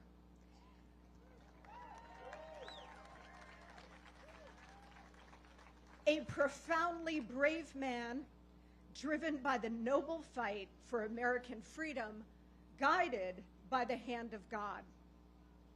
From Washington, Adams, Jefferson, and Hamilton to Trump, the through lines of history are clear. President Trump is the heir to those greats who 250 years ago risked their lives, their fortunes, and their sacred honor for America. We are now in a moment in our history when, thanks to President Trump, we are turning the tide again, just as the revolutionary generation did. It is our time to take big risks to save our country. And it is our duty to honor our past generations and their staggering sacrifices, for which we owe them a huge debt of gratitude. We are the natural successors to the Revolutionary War generation, fiercely independent, ruggedly individualist, faithful to God and country, with a white-hot love of liberty and the unique, enduring American spirit. It's been said, and I've studied history, so I know this argument well, it's been said that great civilizations tend not to last more than about 250 years. We have made it to year 249 with our big 250 coming up next year. This is an inflection point for the United States. We really do stand at a crossroads in history. As a nation, we could continue to slide into steady decline, or we could choose a restoration of American vigor patriotism, and purpose.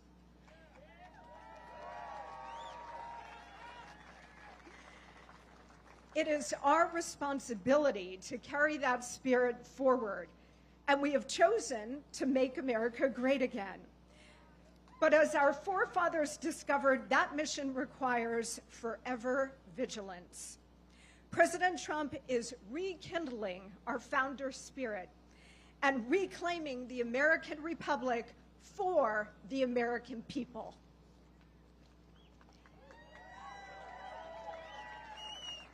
He is launching us into the next 250 years of American greatness, as he did in his first term, by delivering a strong economy, which the big, beautiful bill which was passed today and the president is going to sign tomorrow, that is going to add rocket fuel to an already strong Trump economy. President Trump had to bring the economy back not once but twice.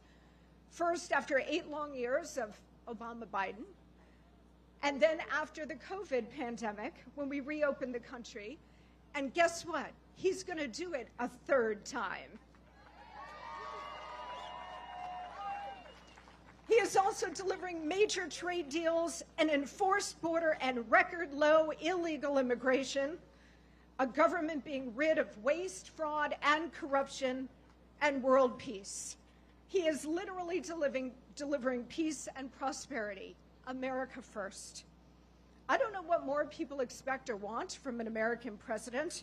He is literally fulfilling the entire job description and so much more. He is fulfilling America's very destiny. This is the new golden age, and with God's help, we will make America even greater over the next 250 years.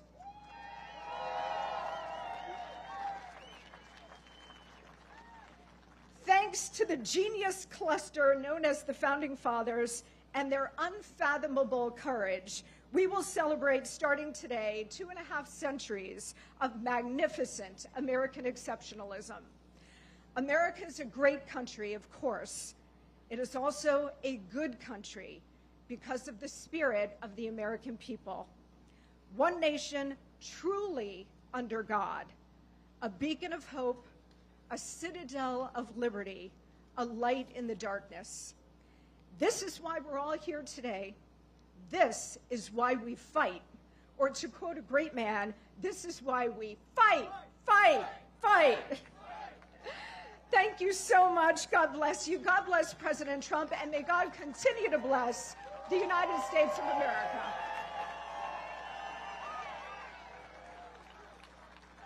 Thank you.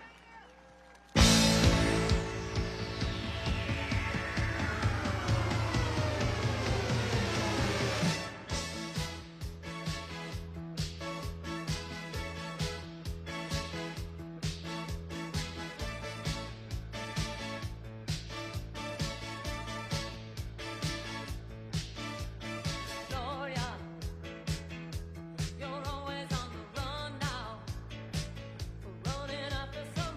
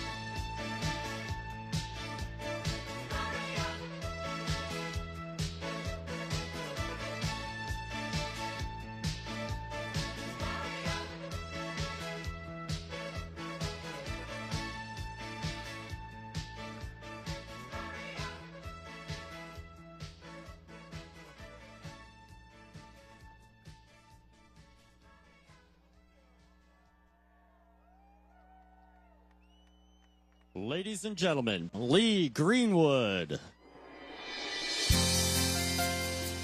Hello, Iowa! Ladies and gentlemen, please welcome the 45th and 47th President of the United States, President Donald J. Trump. Tomorrow all the things were gone. I'd worked for all my life, and I had to start again with just my children and my wife. Thank my lucky stars to be living here today, 'cause our flag still stands for freedom, and they can't take that away. And I'm proud to be an American, where at least I know I'm free. And I won't forget the men who died, who gave that right to me. And I gladly stand up next to you and defend her still today. 'Cause there ain't no doubt I love this land. God bless the USA. Ladies and gentlemen, our president.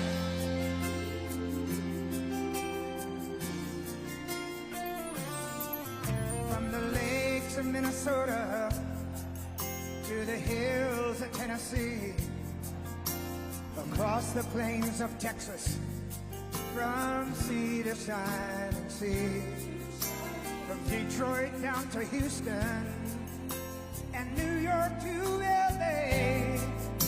There's pride in every American heart, and it's time we stand and say that I'm proud to be an American, where at least I know I'm free.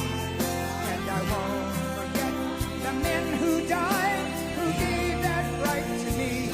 And I gladly stand up next to you and defend her still today. 'Cause there ain't no doubt I love this land. Sing it!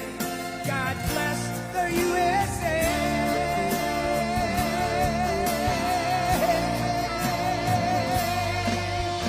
And I'm proud to be an American, where at least I know I'm free. And I won't forget the men who died, who gave that right to me. And I gladly stand up next to you and defend her still today. 'Cause there ain't no doubt I love this land. God bless the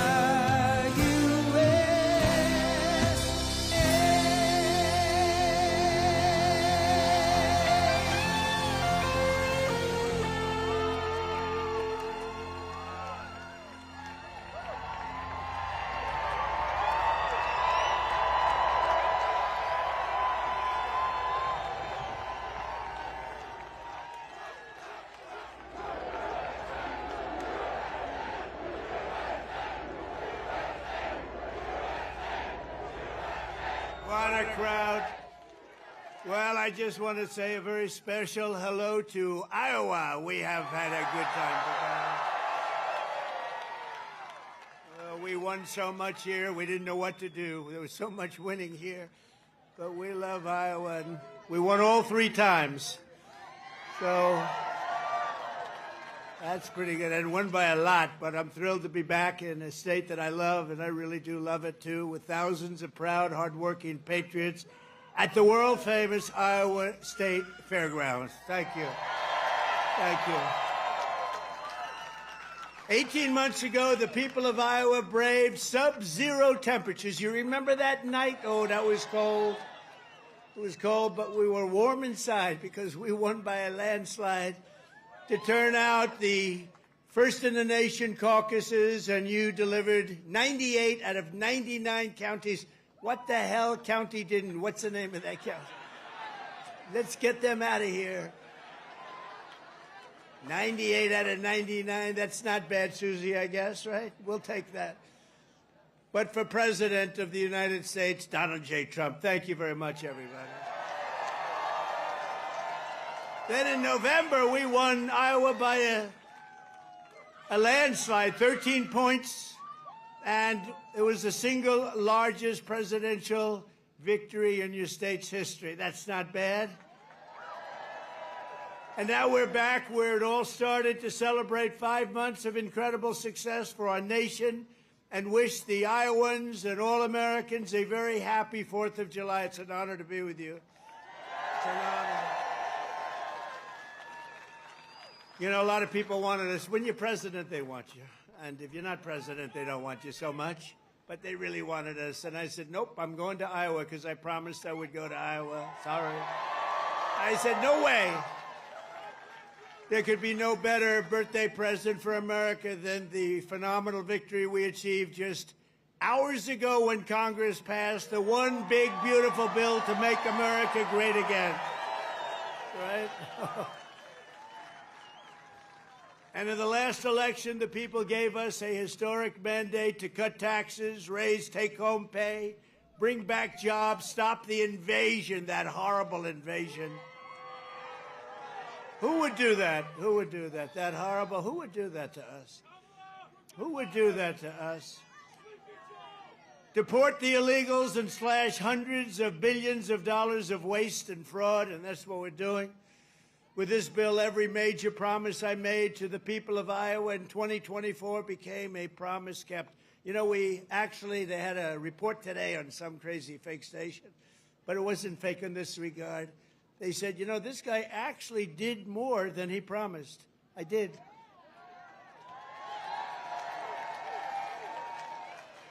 And I have another hat back there. It says, Donald Trump was right about everything. And I said, no. I said, no, that sounds a little too conceited, but it happens to be true, I must tell you. This bill includes the largest tax cut in American history,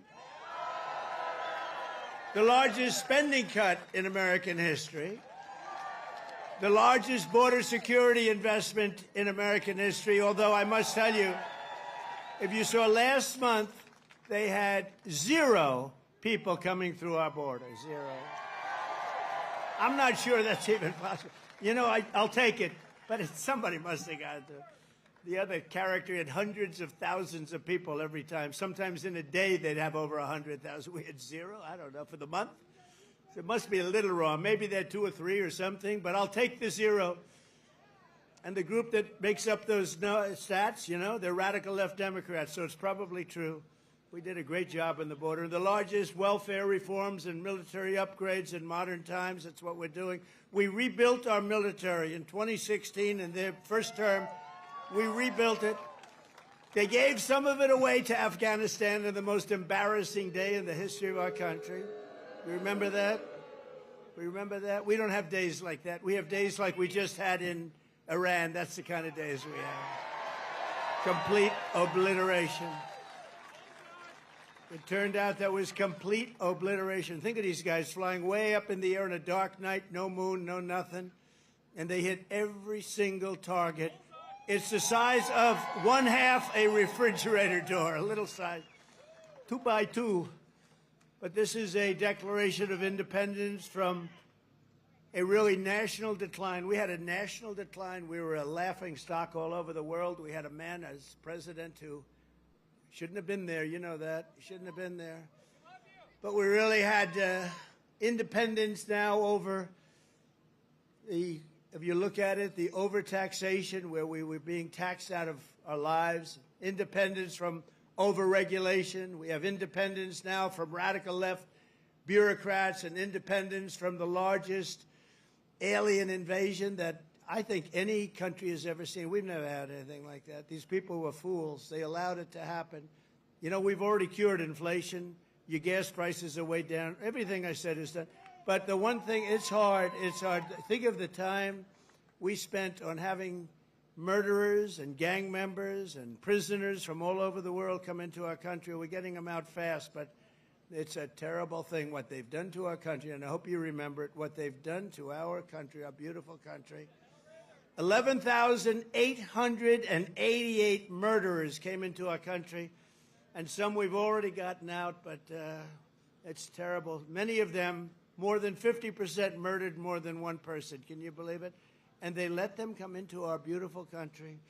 Just as I promised, we're making the Trump tax cuts permanent and delivering no tax on tips, no tax on overtime, and no tax on Social Security for our great seniors, right? Front row Joe. We got a lot of front row Joes here. That's very nice. Thank you. Thank you. And we have Mr. Wall. Someday I'm buying that suit, I'm telling you. I like that suit. I'll walk up one day, I'll be dressed like a Wall, just like you. I think he's come to about 200 rallies, and that means you like us. And I think he's a very successful guy, too, believe it or not. He's a top accountant. Can you believe this? And he comes to rallies, he likes the rallies. Front row Joes, they're all successful. But this is what they do for entertainment. But now it's not entertainment. We've saved our country. We've got the hottest country anywhere in the world, as said by many, many leaders of other countries. And we will ignite trillions of dollars in economic growth, increase take-home pay for the typical family by more than $10,000 a year. And very importantly for Iowa, this bill rescues over 2 million family farms from the so-called estate tax or the death tax. In other words, before Trump, you were losing farms to the banks. Before Trump, you were losing the farms like nobody's ever seen before. You love your children. You don't feel so well. You pass away. You leave everything to your children, and they have to pay a big estate tax or a death tax, as we call it. And they couldn't do it. They go out and borrow money, and all of a sudden the bank is foreclosing on the farm. Not going to happen. You have no more estate tax. You have no more death tax to pay. Now, that's if you love your children. If you don't love your children, it doesn't matter. Just forget about what I said. Not going to help you. But if you love them, or if you love somebody that you're leaving it to, think of that. No death tax, no estate tax, no going to the banks and borrowing from, in some cases, a fine banker, and in some cases, Shylocks and bad people. But they took away a lot of family. They destroyed a lot of families. But we did the opposite. So just remember, to me, it's so important. And it was mostly important for places like we're at right now. It's really, I'm so proud of it. At the same time, this bill cuts $1.5 trillion in spending. So wasteful spending is being cut by $1.5 trillion. And I got to tell you, I want to thank Republican congressmen and women, because what they did is incredible last night. And the Senate, the Republican Senate, we got, not with all of the things we did with the tax cuts and rebuilding our military, not one Democrat voted for us. And I think we use it in the campaign that's coming up, the midterms, because we got to beat them. But all of the things that we've given, and they wouldn't vote only because they hate Trump. But I hate them too, you know that? So it's sort of, I really do, I hate them. I cannot stand them because I really believe they hate our country. You want to know the truth? But it kicks illegal aliens off of Medicaid and food stamps and allows us to hire 3,000 new Border Patrol agents and 10,000 new ICE agents, and they are great patriots, the Border Patrol and ICE, to carry out the largest deportation operation in the history of our country. And I don't like saying that. I don't like saying that, but we have a country. We have a country to run, and we have so many people coming in that shouldn't be here. And they did. They came in from prisons, and they came in from drugs and gangs and drug lords, the worst in the world. They came in from mental institutions. They emptied mental institutions into our wonderful country. And I know exactly what's going on in Iowa. You had some horrible crime in Iowa caused by illegal aliens, but we're getting them the hell out of here. We have no choice. And our great, big, beautiful bill, it will build the Golden Dome Missile Defense Shield. We're going to have the best shield. And you saw that just the other day, where the missiles are being shot down one after another. You know, they called me to tell me they have to take a shot at us. This was Iran, very respectful. That means they respect us. Because we dropped 14 bombs, they said, we'd like to take 14 shots at you. I said, go ahead, I understand. They said, where they'd do it, I said, good. We emptied out the fort. It was a beautiful military base in Qatar who treated us really fantastically well. And they said, sir, 1 o'clock, okay? I said, it was fine. We could make it later. And we had nobody but 4 gunners. We had 4, they call them gunners, and they shoot the Patriots. They shoot the missiles up. It's hard to believe. So all of a sudden, they said, we're ready. And they were a little nervous about doing it, I want to tell you. Can you imagine? They were nice enough. This is Iran, to call me and tell me that they would like to shoot me at 14 times. So they want to shoot us. And I said, go ahead. And they shot 14 high-grade, very fast missiles. Every single one of them was shot down routinely by these 4 unbelievable gunmen. And they did their job, and that was the end of that. But the big thing was the attack on their nuclear facilities, what those people did. And you know, they're going to be in Washington tomorrow at the White House. We're going to be celebrating. We took not only the pilots, but the people that flew the other planes, but also the mechanics that had these planes going for 37 hours without a stop. You know, we had it was so far away, we had 52 tankers. Think of that, 52 that's loaded up with oil. I wouldn't want to fly one of those suckers over random. I say, what happens if they're shot at? Well, sir, that's a tough situation. It's not a pretty sight, but they were unbelievable. 52 tankers to load them up. They followed the planes in, and they never had to stop for fuel. They went 37 hours, actually. And how incredible. What equipment, what equipment. And, you know, China, Russia, they were all watching. Everybody was watching. We have the greatest equipment anywhere in the world. We have the greatest people anywhere in the world. And we have the strongest military anywhere in the world. But we're going to fully modernize our air traffic control system and expand school choice and really so much more. By the way, the air traffic control, you probably don't have that problem here. You know, you have planes land like they, but in some congested areas, you saw what happened with the helicopter and the plane and a lot of other things. If we had great equipment, and we should have had, it was all set up to go, and then Biden canceled the order when he came in, but he canceled a lot of orders because he didn't know what the hell he was doing. There's a case would have never happened. Bells would have gone off. Whistles would have gone off. Everything would have gone off. It would have never happened. Very simply, the one big, beautiful bill would deliver the strongest border on earth, the strongest economy on earth, the strongest military on earth, and ensure the United States of America will remain the strongest country anywhere on this beautiful planet of ours. 165 days into the Trump administration, America is on a winning streak like, frankly, nobody's ever seen before in the history of the presidency. I said, they said, you know, sir, you're going to go down as one of the greatest presidents ever. I said, really? No, I said, really? I said, better than Washington? They said, yes, sir.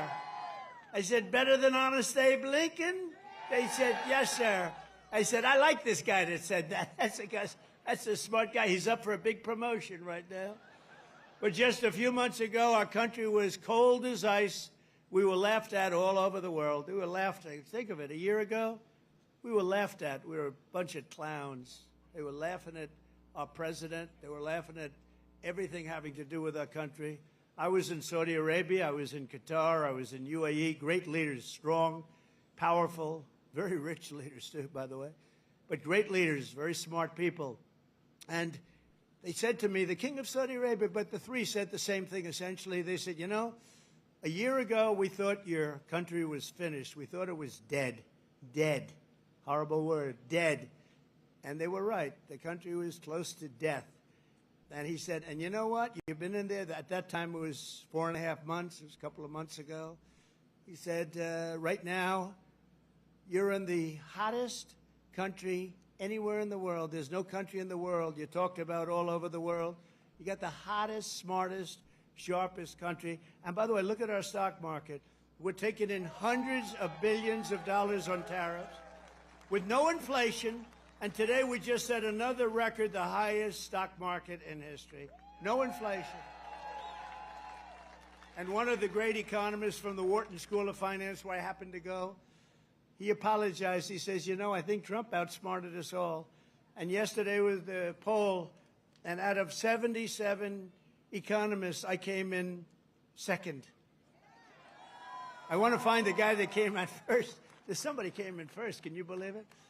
But we said what was going to happen, and it's happening. And I'll tell you what, we had the greatest economy in the history of my first term. This is going to blow it away. You watch. This is going to blow it away. For the first time in years, this 4th of July, the economy is roaring, incomes are soaring, wages are up, prices are down. Gasoline. You see what's going on with gasoline? It's way down. See what's going on with eggs? Eggs are way down, eggs. Remember I came in my first week, the fake news, those guys right there, look at all of them. Wow, that's a... Wow. No, a lot of fake. No, but we like them. It just shows you, when you can get every story, 100% of the stories, no matter what you do that's good, they make it as bad as possible, and then you win in a landslide. There's something wrong. But the fake news hit me with eggs. Remember, first week, 4 days. Eggs are through the roof. I said, I just got here. What's going on with eggs? Tell me. I didn't hear about it. They're up 5 times higher than they should be. They were going through the roof, but they were blaming me. I said, I just got here. And within 2 months, our great Secretary of Agriculture, who I think is with us tonight, Brooke, where's Brooke? Oh, look at you. Look, she is here. She flew all the way from, she comes from Texas, but I think she likes Iowa maybe even better. Look at her. You did a good job with groceries and with eggs. We'll tell you, it's true. They said, we have them this time, finally. It took an egg to get me, but that didn't happen either. Now they're down to a normal price, and people are ordering like crazy. But inflation is dead. 401ks and retirement accounts just hit an all-time record high. Did I hear what I think I heard? But we've achieved the lowest level of illegal border crossings in U.S. history, 0 illegals. Think of it, we had 0. And as I said, and I'll say it again, I love it because I have never seen any country suffer. No country has ever. There's never, don't worry, it's only fireworks, I hope. Famous last words. My famous last words, Trump said, don't worry, it's only fireworks. You always have to think positive. I didn't like that sound either. You know? But last month, American-born workers gained 830,000 new jobs, a record. That's American-born. While the illegal aliens lost 340,000. And we don't want bad for them, but look, we have a country to run, and we want to have them come in, and we want to have them help our farmers. You know, you probably saw I got myself into a little trouble because I said, I don't want to take people away from the farmers. And we're going to do something I think that's going to be good because we want all the criminals out. Everybody agrees that we're finding the criminals, the murderers, the drug dealers. We're getting them the hell out of here. But the farmers, some of the farmers, many of you sitting right here, I have 4 friends right in the 5th row. But some of the farmers, you know, they've had people working for them for years. And we're going to do something. We're working with Christie. And we're going to do something that we're going to sort of put the farmers in charge. And if a farmer's been with one of these people that work so hard, they bend over all day. We don't have too many people can do that, but they work very hard and they know them very well. And some of the farmers are literally, you know, they cry when they see this happen. If a farmer's willing to vouch for these people, in some way, Christy, I think we're going to have to just say that's going to be good, right? You know, we're going to be good with it, because we don't want to do it where we take all of the workers off the farms. We want the farms to do great like they're doing right now. So Christy Noem has done a fantastic job, and Tom Homan. And we're working on legislation right now. Susie, right? We're working on legislation right now where farmers, look, they know better. They work with them for years. You had cases where, not here, but just even over the years, where people have worked for a farm on a farm for 14, 15 years, and they get thrown out pretty viciously, and we can't do it. We got to work with the farmers and people that have hotels and leisure properties too. We're going to work with them, and we're going to work very strong and smart, and we're going to put you in charge. We're going to make you responsible, and I think that that's going to make a lot of people happy. Now, serious radical right people, who I also happen to like a lot, they may not be quite as happy, but they'll understand, won't they? Do you think so? Madam Secretary, look at you with a white hat on. Do you think they'll understand that? You're the one that brought this whole situation up. Brooke Rollins brought it up, and she said, So we have a little problem. The farmers are losing a lot of people. And we figured it out, and we have some great stuff being written, and let the farmers be responsible. And then if the farmers don't do a good job, we'll throw them the hell out of the country. We'll let the illegals stay, and we'll throw the farmer the hell out, okay? Get ready, farmer, I'm telling you. But so the fake news will write that. Donald Trump will throw farmers out of our country. They will write it, because whenever I'm sarcastic, when you can't be sarcastic as a politician. Well, if you're me, you can't be if you're so I want to say I was only kidding. No, the fake news will write it. Donald Trump wants all farmers thrown the hell out of our country. The audience booed the hell out of him. There was no boo. No, they're fake news. That's why nobody watches them anymore. Violent crime is plummeting, and we're on track to reach the lowest murder rate ever recorded by the end of this year. It looks like we're doing way good. And that's knowing that we have a lot of people in the country that we didn't have in the country 4 or 5 years ago. I mean, we have a lot of people that they allowed into the country that are serious criminals. A lot of them are on their way out, however. Iran's nuclear enrichment has been obliterated. Remember when CNN said, it wasn't obliterated. It was maybe damaged or damaged badly, but obliterated is too strong a word. No, it was obliterated. That's now been proven. The Atomic Energy Commissions, everything, that's been obliterated. And they were trying to demean me by saying that, but they were really demeaning those great pilots and people and mechanics that got those planes over there and were able to shoot from high up in the air going very, very fast with potentially a lot of things being shot at them and hit every single one, they're trying to demean me, but to me they were demeaning them.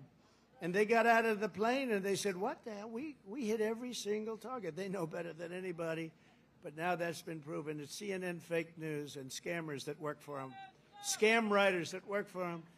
But we understand it and we fight it back, and a lot of people said, sir, don't criticize it because they're beneath you. No, they're not beneath me. Nobody's beneath. You got to put it, otherwise people don't understand. If you don't say something about it, you got to say it. These people did one of the greatest military hits and maneuvers in the history of our country, and I want them to be appreciated for it.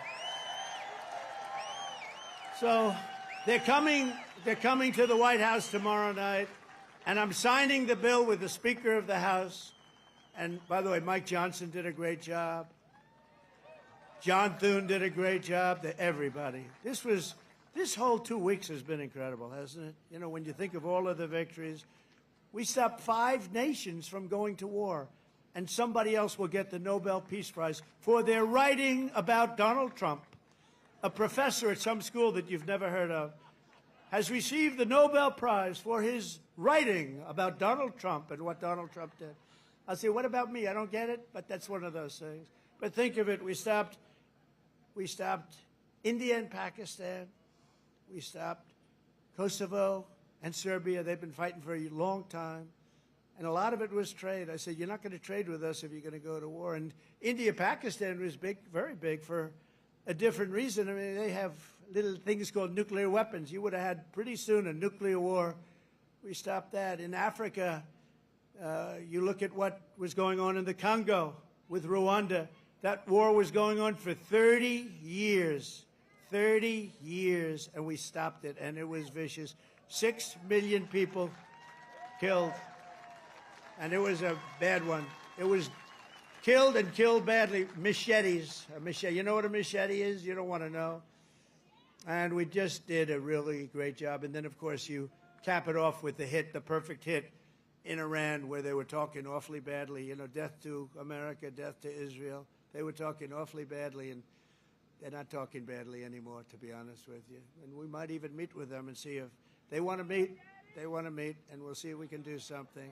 But they want to meet. I think they want to meet very badly. But our allies have agreed to pay over $1 trillion a year for our defense. You saw what happened in NATO. In fact, we have our ambassador to NATO here. Where's our You know that guy? In Iowa, they know him. Big Matt. Matt Whitaker. We have Matt Whitaker from Iowa. I wasn't going to hire him, and then I said, Matt, you come from Iowa, don't you? Yes, sir, I do. Okay, you're hired. Anybody comes from Iowa, I hire.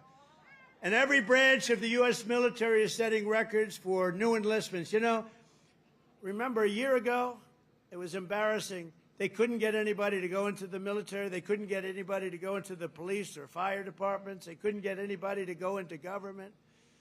And now we just set a record, a new record of enlistments in every single branch of the military and in all police forces. 1 year. 1 year ago, I remember saying to our great First Lady, I said, you know, First Lady, I call her First Lady because it makes me feel good. First Lady, isn't it terrible? You're saying good night, First Lady, my darling. Because it reminds me that I'm president. That's why. Now, I said, First Lady, it's terrible. Nobody wants to join our military force. And you know, that was very demeaning to the people that are in there, that have been in there for a long time doing a good job. And then all of a sudden, like, we get elected and there's a spirit in the country and we start doing well. We have victory after victory in so many different things, especially economically. We're doing so good. We have hundreds of billions of dollars flowing in from other countries. We have plants being built all over. I mean, a little less here because you have enough with your farm. Oh, by the way, but I did get beef and I got ethanol into Europe. You saw that. You saw that. United Kingdom, they didn't want to do it. You know, they never took our beef and they never took our ethanol, and we said, you got to do it, and they did, and they were great. We made a wonderful trade deal with them, but we're doing that all over. Is ethanol very important still for Iowa? Is it so? Yes? Anyway, so they're taking it in the United Kingdom, and beef, they never took it because they want to do their own. You know, they have a lot of farms and a lot of farmers, and they want to do their own, but they took it, and it's going to be great. You're going to do, I'll tell you what, the farmers here are going to do incredibly. Plus, we have tariffs on a lot of this stuff that was coming in and absolutely killing you, where they have different forms of vegetation coming in at prices that were very, very bad for you. And a lot of it comes in because they want to put you out of business, and then they want to raise the prices. And we're not letting that happen to the farmers and to Iowa, to Nebraska and Wisconsin and all these other places that have been so great. And in breaking news just yesterday, we reached a historic trade agreement with Vietnam to open their markets to American exports with zero tariffs. They get zero tariffs. And you're going to be giving them vast amounts of farm product, including beef, pork, poultry, dairy, and pure Iowa ethanol. You're going to be given all of those products. And the fact is, I could go on, but the fact is really strong, and it's stronger than it's ever been, and stronger than I've ever seen. The golden age of America is upon us. This is a golden age. This is such a beautiful term, the golden age. And I couldn't have even said it in my first term. I'm telling you, this is going to blow the first term away, and we did great. We got great marks in the first term, and this is going to blow it away. This incredible national resurgence is happening just in time for one of the biggest events in the history of our country. Exactly 1 year from tomorrow, we will celebrate the 250th anniversary of America's founding with a birthday party, the likes of which you have never seen before. 2 years ago, I came to Iowa and promised that the festivities would begin right here at the Iowa State Fairgrounds. And tonight, here I am, okay? Promise is kept. Promise is kept. It's an honor, too. It's an honor because you've been with me from the beginning. Thank you.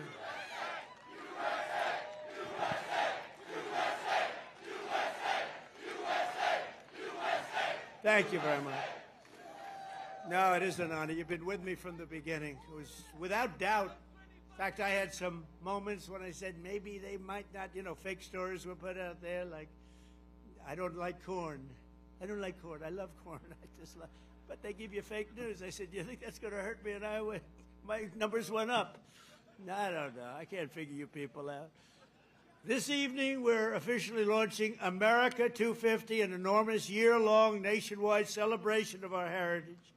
It's really also a celebration of our flag, our great American flag, and our glorious American freedom. Did anybody see the beautiful flag I put up in front of the White House? Right? Everyone's liking it. Everyone's liking it. I actually put two up. I put one in the front and one in the back. I didn't want to go too crazy. I thought that would be enough. You know, they're big. They're about as big as you can get. We're proud of it. We will be announcing many more details in the weeks to come, but there are just some of the things that we have planned. And I have to say, first, in honor of the wonderful tradition of fairgrounds like this one, this is a great fairground. As you know, I've been here before. We will be orchestrating what we're calling the Great American State Fair, and it will start right here in Iowa. Right? So we're starting it off in Iowa. Now we're starting it off at your great fairgrounds, and we're going to have a big crowd just like we do tonight. That's a big crowd. I can't even see the end of it. So thank you back there. I'd like to move the press back so they could see better. But the Great American State Fair will bring America 250 programming to fairgrounds across the country, culminating in a giant patriotic festival next summer on the National Mall, featuring exhibits from all 50 states, and all 50 states are excited, and I was excited. You know, when I did the 250, there was nothing I could do. It was 250, it was 250, so I can't say that was my baby. The country happened to be 250 years old, but what I did do is during my first term, I got the Olympics, and I got the great soccer, you know, that whole deal, right? We call it soccer, they call it football. I got them both. I got the Olympics. First I got the Olympics, and I got it. I was president, and I said, you know, it's a shame. It's a shame. I got the World Cup, and I have the Olympics, and I did it. And you have no idea. President Obama didn't want to make a call to the Olympics. You know why? Because he went to Switzerland or wherever, and he said, you know, if a president goes to get the Olympics, you have to have a deal. You have to be chosen. He went there and he came in fourth, so he hated them, I guess. And he was unwilling to make a call, and they called me up. Democrats called me up, actually, from Los Angeles, and I said, I'll do it. I made the call, and I couldn't get the people off the phone because they were so starved for love, because nobody would call them from. Anyway, we made a deal. I got the Olympics. Then we got the World Cup with Joni. We got the World Cup, and I got them both, and I looked at my people. I said, isn't it a shame? I got these two, but it wasn't in the next 4 years. It was right after that and the one after that. And I got the Olympics, I got the World Cup, and we also have 250, so it's a pretty wild term. But I got these two things that are incredible. Nobody else could have done it. I'm telling you, everybody wanted it. Nobody could have done it. And I said, and I won't be president because I'll be president for 4 more years, but it won't be. And then they cheated and rigged the election. They rigged. You know, they don't even turn off the cameras when I say that now because now they know it's true, too. But they knew it was true before. Remember, the cameras used to immediately turn off. You see all those beautiful red lights go off. Now I can say whatever I want because then they know it's true. But they knew it was true before. It's fake news. That's why they call it. But you know what?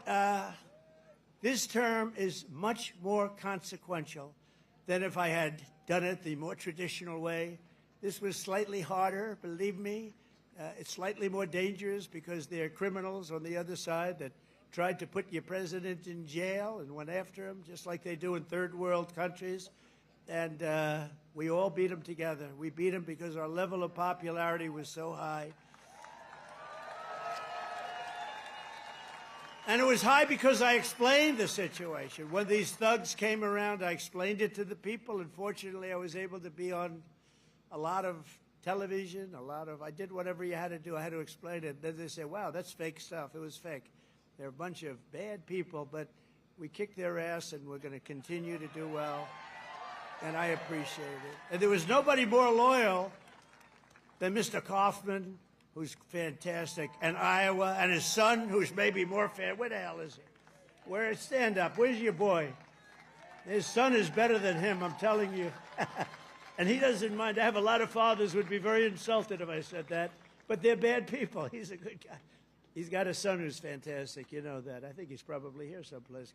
Where is? Oh, he's better looking than you, too. Good. Thank you. Great job. Nobody more loyal than the people of Iowa during that period of time when we had to show our stuff. Of But we just celebrated the 250th anniversary of the Army at Fort Bragg. You know, they changed the name, and we changed it back to Fort Bragg. The people of North Carolina came up. They said, sir, we want to really have the name of Fort Bragg back. Everybody was saying that. They kept calling it Fort Bragg. I changed it back. You know, these radical left lunatics changed the name of Fort Bragg. So we won World War II. We won World War I. We won other wars. We won everything from Fort Bragg and other places that we were also changing many of them back. And then we decided to change the name. Now, I tell people, you know, it's incredible. We're the only people. We win 2 world wars from a place, and then we say, let's change the name. So we change it back, and the people are very happy in North Carolina right now. And we just celebrated, because the 250 was for the Army, was 1 year earlier than the, which makes sense. You know, we had a little Army, we did well, and now we have a nation. So it was 1 year earlier than the nation itself. And we had a beautiful parade in Washington, D.C. the other day. It was fantastic. You know, it was amazing because it was the weather was so overcast and it looked so bad. And a week before, they said, oh, it's going to rain. I said, oh, man, we're bringing all these Army tanks. We're bringing all these people, these men and women. They're going to march down Fifth Avenue or wherever. This is terrible. It's going to rain. And then on the day, we woke up. Rain is projected all night long, heavy. Oh, I'm saying I'll get my hair soaking wet. My hair's going to be soaking wet. I'll be crazy. I'll say, you know, this is terrible. It's going to rain 1 o'clock in the afternoon. The thing was at 8 in the evening, 1 o'clock. Rain is forecast at levels you haven't seen before. I said, oh, this is, and so the generals called me, sir, we could change it, but this is the Army. We're sort of used to bad weather. I said, no, don't change it. I'll wear a raincoat, and I'll wear a big fat hat so I don't get totally drenched. I'll be okay. I'm such a tough cookie. And then what happens? We get there, and there's no rain, and we go 1 hour, 2 hours, 3 hours of watching these great guys marching down Fifth Avenue. It never rained. And then I thought to myself, global warming, they're telling us what's going to happen in 250 years to our planet, but they can't tell us it's going to rain 3 hours before the event. In 250 years from now, the planet's going to burn up or freeze up. And, you know, remember when they said they called it global warming, then global cooling? They had all different things. Now they just changed it to climate change, because climate change you can't miss. How's it doing? Climate change every time. If it's cold, if it's hot, if it's rainy, if it's sunny, if it's too crazy. We have climate change. But think of it. They're telling you what's going to happen in 100 years. The oceans are going to rise 1/4 of an inch and everyone's going to be wiped out. No, you're going to have more oceanfront property if that happens. It's okay. Not the worst. And think of it, with all of the nuclear weapons. Remember Biden had always used to say, it's an existential threat. He loves the word existential. It's an existential threat. What is? I don't know, climate change. Remember that? Always, that's dangerous too, because they're going to take that thing, and they're going to say, he couldn't say existential. So you can't imitate people either. Remember I used to imitate Biden, couldn't get off the stage, and I'd walk into walls? And I called my wife, because it's always on television, and I said, how was it, baby? How good was that? We had 44,000 people. Nobody else could do it. I have to brag a little bit, you know, because what the hell? There's a little truth to that. But I brag a little bit. I say, how good was I? You were really good, but, you know, what happened? You couldn't find this. You couldn't get off the stage. I said, no, I was imitating Biden. No, well, that's not the way it showed up. They showed you hitting walls, bunking your head on walls. So even like the word existential, when I imitate him saying it, tonight it's going to be on CNN. He couldn't speak. He couldn't say the word. These are seriously sick people. But now, this fall, we're also going to be celebrating 250 birthdays of the United States Navy and the United States Marines. They're all good. And I'm a little prejudiced, and one of them is going to be really great. It's called Space Force, because that was my baby. Remember, they wanted to terminate it. First year of Biden's administration, they wanted to terminate Space Force, and the military wouldn't let them. And it's turned out to be one of the most important there is. I was very proud of that Space Force, and they're doing great. In addition, just as I promised 5 years ago tonight in my speech at Mount Rushmore, where a certain governor at that time, who's now our Homeland Security Chief, Kristi Noem, stand up, Kristi. Now I don't have to introduce you later.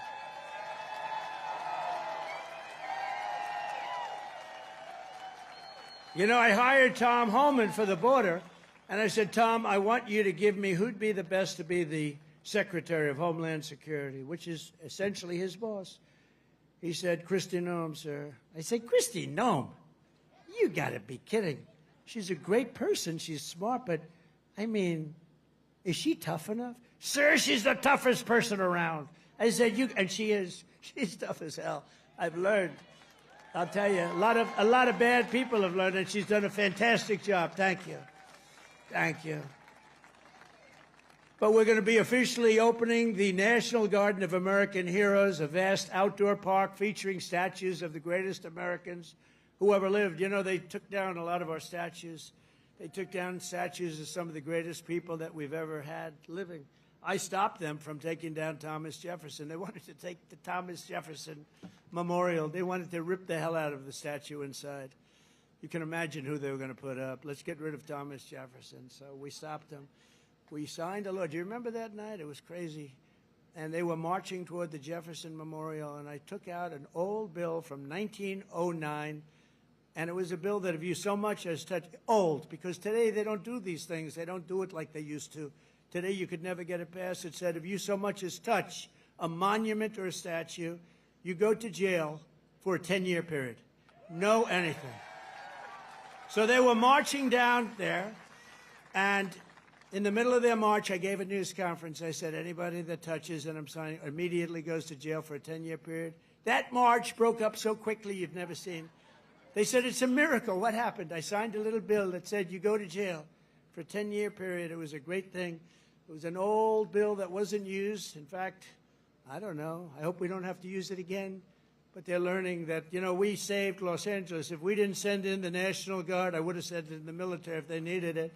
But if we didn't send in the National Guard, Los Angeles would have been burned down to the ground just like half of their houses were burned down to the ground because they didn't give water that they had plenty of. I'm pleased to report that the One Big Beautiful Bill includes full funding for those statues, and we're going to do statues to our greatest Americans, and we're going to let the people choose who they are. You better choose me. No, I'm only kidding. I should take myself out. I think I should take myself out, Susie. Our great Chief of Staff, the first woman Chief of Staff. Can you believe it? Susie Wiles, stand up, Susie. And that beautiful exterior, don't let it fool you. She's rough and tough. She got rated the most powerful woman anywhere in the world. She can take out a country with a mere phone call, which is true. Actually, it's very true in her case. And she's done a great job. We're doing okay, Susie? Looking good. We had a good 2 weeks, right? This had to be the best 2 weeks. Has anybody ever had a better 2 weeks than that? Next, to bring back our people together through the power of sports, America 250 will also host a brand new, first-of-its-kind youth athletes. It's a competition known as the Patriot Games, and it features top high school athletes from all 50 states. It's going to be great. And this phenomenal patriotic sporting event will be nationally televised, and it will be led by our great Secretary of Health and Human Services, Robert F. Kennedy, Jr., who's really doing it. He's great, and he's a little different, right? We needed somebody different. You know, autism. You go back, I guess, 18 years, 10,000, think of this, out of 10,000 people, okay? 10,000 people, and I'll go a little different way. Right now, out of 10,000 people, 18 people don't have, they're safe. 18 people. We have a statistic on autism that's the worst I've ever seen, and he's going to change it. He's going to change it. It used to be 20 years ago, you just didn't have it.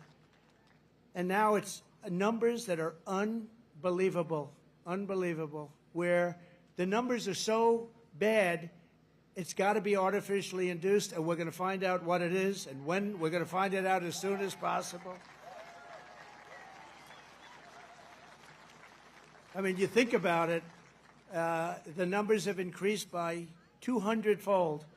And that's really something, and we're going to get to the bottom of it. That's a terrible situation. Likewise, under the leadership of Secretary Burgum, who's here right now, he was a great governor of North Carolina.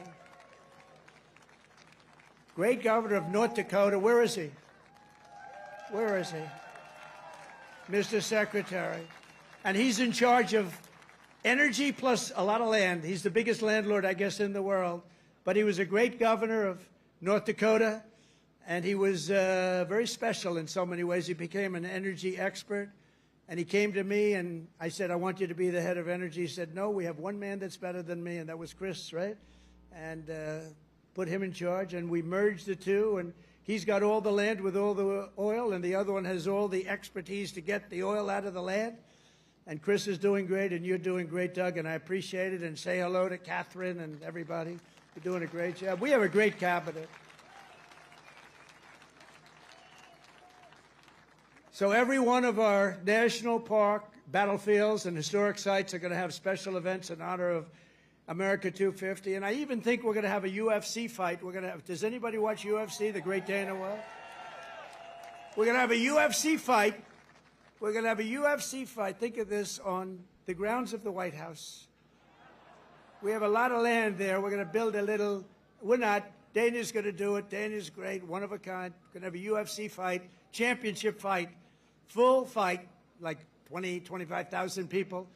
And we're going to do that as part of 250 also. We're going to have some incredible events, some professional events, some amateur events. But the UFC fight's going to be a big deal, too. And to fund improvements and enhance experiences across the park system, for this anniversary, I've just signed an executive order to raise entrance fees for foreign tourists while keeping prices low for Americans. And we're going to do that. The national parks will be about America first. We're going to take it America first for the national parks. And these are just a few of the many programs, initiatives, celebrations that will renew for our national pride. We're going to have great pride. I think we do have great pride. I think we have more pride and more spirit in our country right now than we've had in 50 years.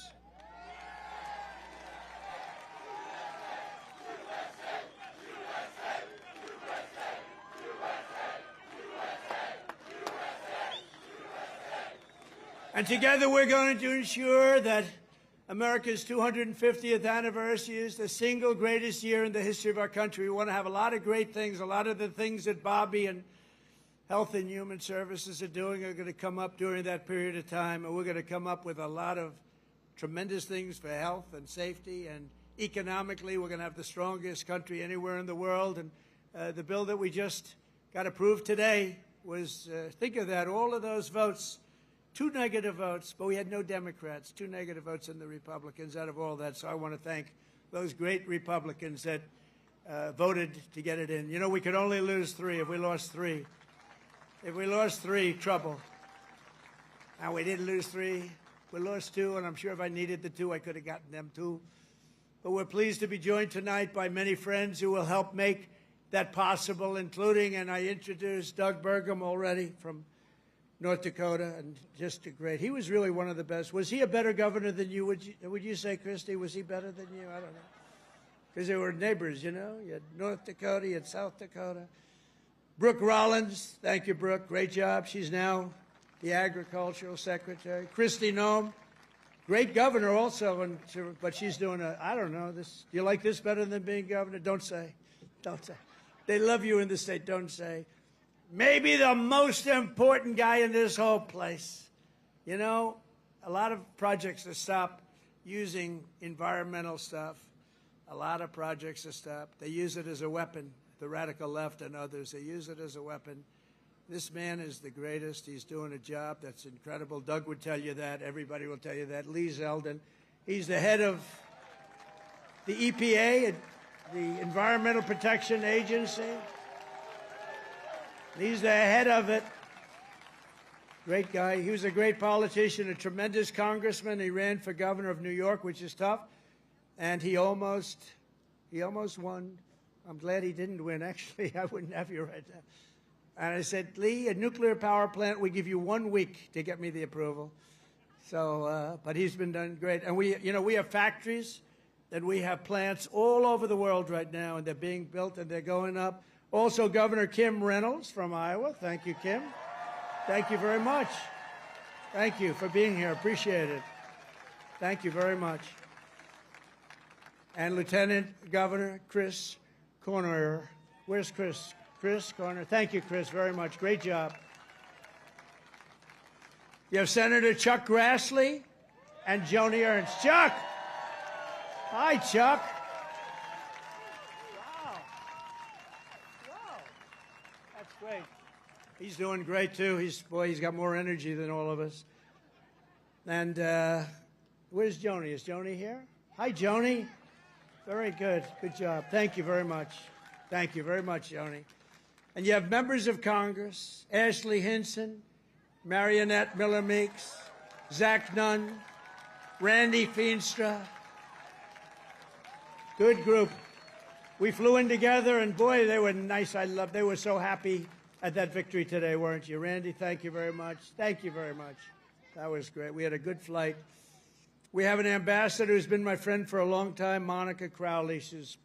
I heard her speak. I thought she did really well. Thank you, Monica. And you know Matt Whitaker, a man from Iowa, ambassador to NATO. We also had a person, I have to give her credit, Brenna Byrd, Attorney General. She came out and she endorsed me very early, and I appreciate it. Where's Brenna? Hi, Brenna. She came out, she endorsed me. I said, thank you very much. Who the hell is that? She's great. Former State Senator Brad Zahn. Oh, my man, there he is. I haven't seen you. He was the first man in the entire country that endorsed me, right? Not just from Iowa. He endorsed me 3 months before I ran. He said, that guy from New York should run. So I want to thank you. Really great. You're looking good, too. He's like the Marlboro Man, you know? He looks like the Marlboro Man. Handsome guy. Iowa Speaker, Pat Grassley. Pat, thank you very much, Pat. Good. Nice to see you, Pat. Iowa Senate Majority Leader, Jack Whitver. Thank you, Jack. Thank you, Jack. Iowa House Majority Leader-elect, Bobby Kaufman. Thank you, Bobby. Great future. Great future. A friend of mine, Dan Newland, who's the most generous human being. He gives away. He hears somebody's in trouble. He hears somebody's in trouble, and he goes wild, and he's just a very good guy. And Jeff Kaufman, the head of your party here, is so, come on, stand up, Jeff. You can stand up. Thank you, Jeff. Great job. And Jeff was with me right from the beginning. When I was complaining about things, I'd call him. He'd do it sometimes. He was better as I started winning, right? But Jeff has been great. He's a great leader. Thank you very much, Jeff, for being here. And I have to say that Lee Greenwood has been unbelievable. That song, where is Lee? Is he around here? That song, it's the hottest song of its kind. Number one of its kind. You know, it's a certain genre. But thank you, Lee, very much. Real great song and great talent. This Independence Day, let's also give a very special thanks to every veteran and military service member here tonight for their outstanding devotion to our country. And I also want to thank you, fellas. Stand up, fellas. Look at them. They're in good shape. Thank you very much. Wow.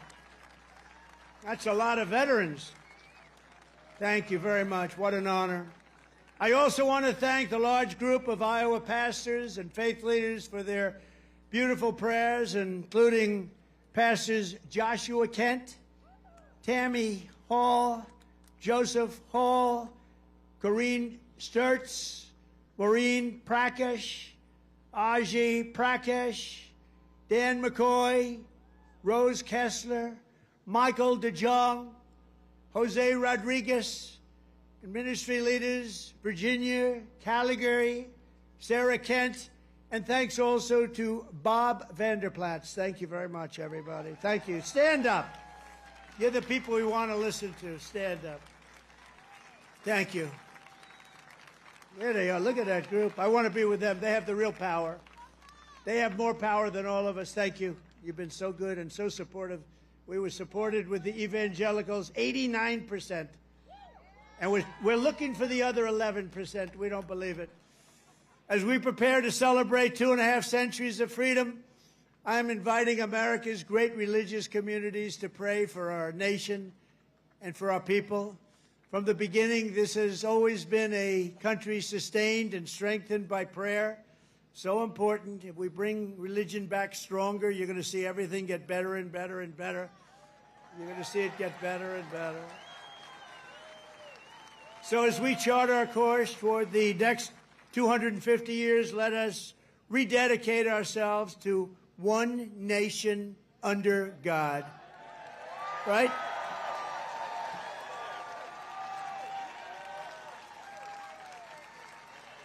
And as you know, recently we've seen some of our political system attempting to overthrow the timeless American principles and other pillars of our liberty and replace them with some of the most noxious ideas in human history, ideas that have been proven false.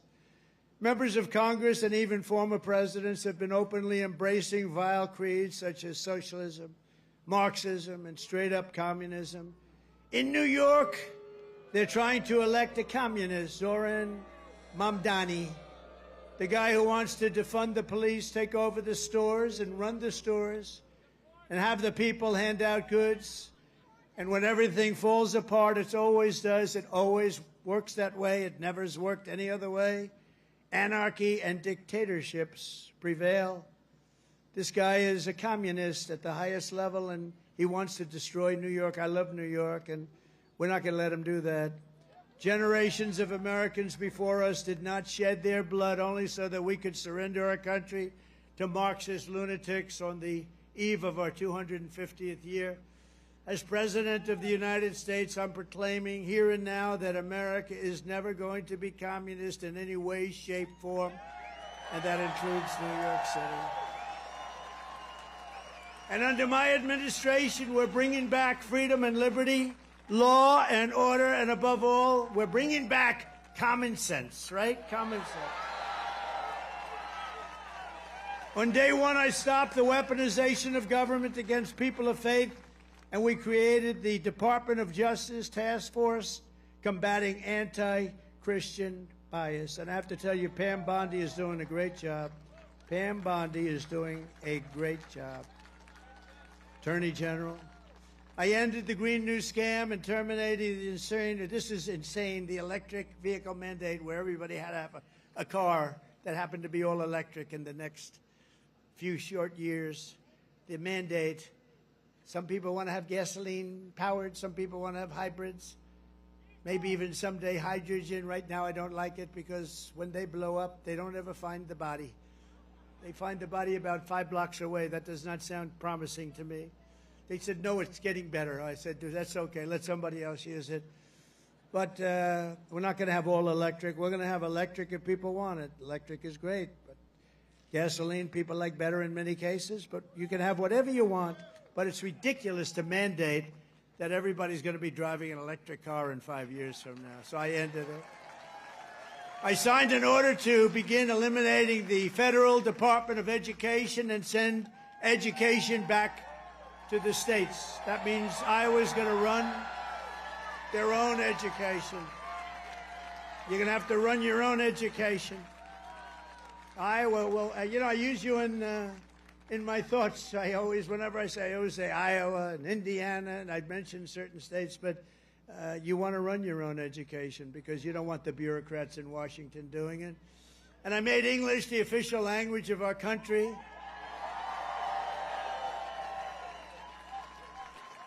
You would think that would be an easy one. It was not as easy as you think. I directed the reinstatement of all patriots expelled from our military by the Biden vaccine mandate, returning them to their former rank with full back pay. And I signed executive orders to abolish critical race theory and transgender insanity from our schools and from our military. And I made it official policy of the United States that there are only 2 genders, male and female.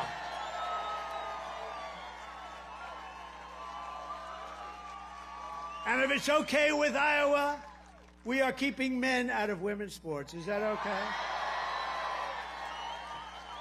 I also renamed the Gulf of Mexico. I renamed it to the Gulf of America.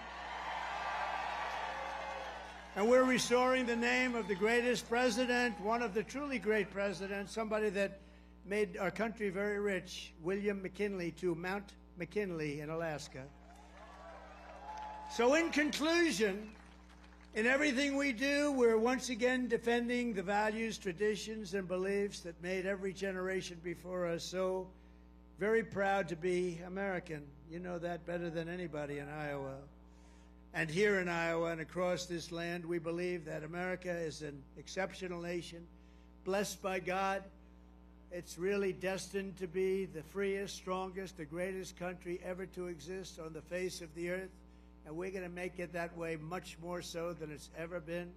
We believe in the wisdom of our founders who declared that our rights do not come from bureaucrats in Washington. Our rights come from our Creator in heaven. That's where our rights come from. And we reject government discrimination and so-called diversity, equity, and inclusion mandates. They're just about washed out the window, actually.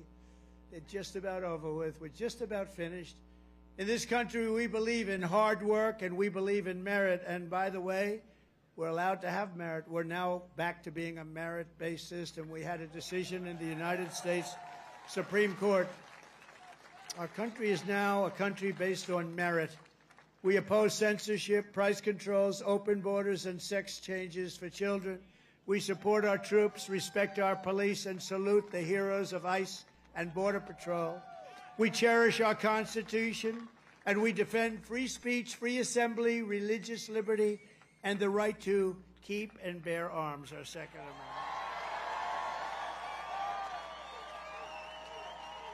We take our pride in our heritage, and we want it in a beautiful heritage that we have, and we teach our children to love our country, honor our history, and always respect our great American flag. You have to respect our flag.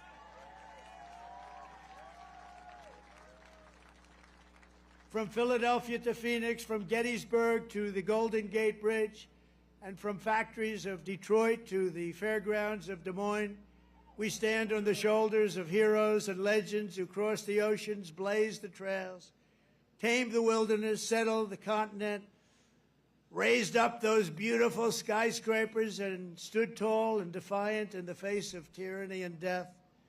From 1776 all the way through today, American patriots have won triumph after triumph. We've had victory after victory, and let nothing stand in the way of the USA, which we love so much. It was hardworking citizens like you who won our independence, secured our liberty, and built this country with courage, grit, and skill. And starting right here in Iowa, such a great place, and I hope you love it, but it's such a great place. You should love it. You should love it. You know, sometimes you take things for granted. This is one of the really great places, but I've been all over. It was hardworking citizens like you who saved our country in November 2024. Think of that, November 25th. Who would have thought there'd be this much of a change this fast? I didn't even think it would happen this fast. Happened at a level that nobody even thought possible. Again, we have the hottest country anywhere in the world. Today, with your help, America is free, America is proud, and America is sovereign once more. And this 4th of July, our magnificent destiny is closer than ever before. We are one people, one family, and one united American nation. We will never give in. We will never give up. We will never back down. And we will never, ever, ever surrender. We will fight, fight, fight. We will win, win, win, because we are Americans and our hearts bleed red, white, and blue.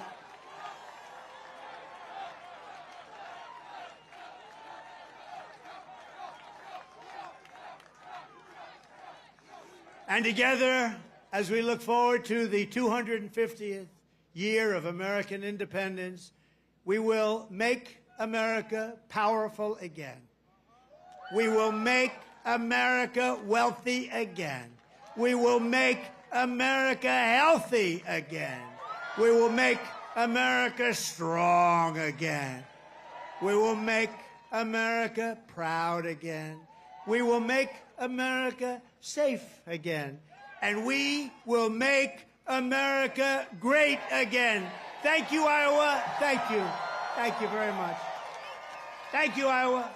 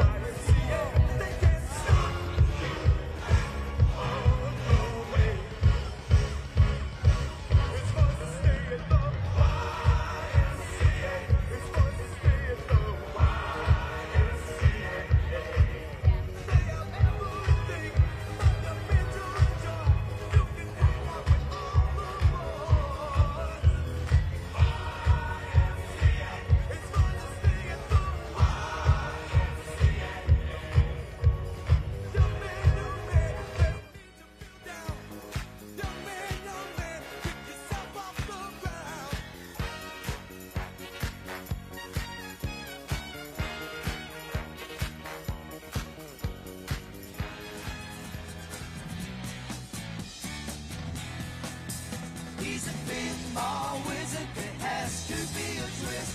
A pinball wizard's got such a surprise. How do you think he does it? I don't know. What makes him so good? Ain't got no distractions, can't hear no buzzers and bells. Don't see no lights flashing, plays by sense of smell. Always gets a replay, never seen him fall. That deaf, dumb, and blind kid sure plays a mean pinball.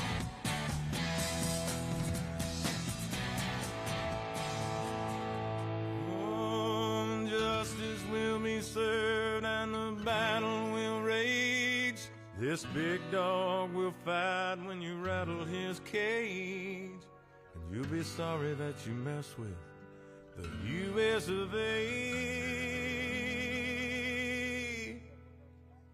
'Cause we'll put a boot in your ass, it's the American way. Hey, Uncle Sam, put your name at the top of his list, and the Statue of Liberty started shaking her fist, and the eagle will fly, and it's gonna be hell when you hear Mother Freedom start ringing her bell, and it'll feel like the whole wide world is raining down on you. All brought to you courtesy of the red, white, and blue.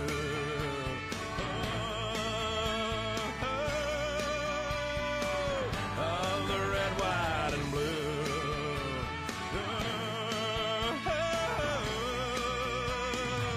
Of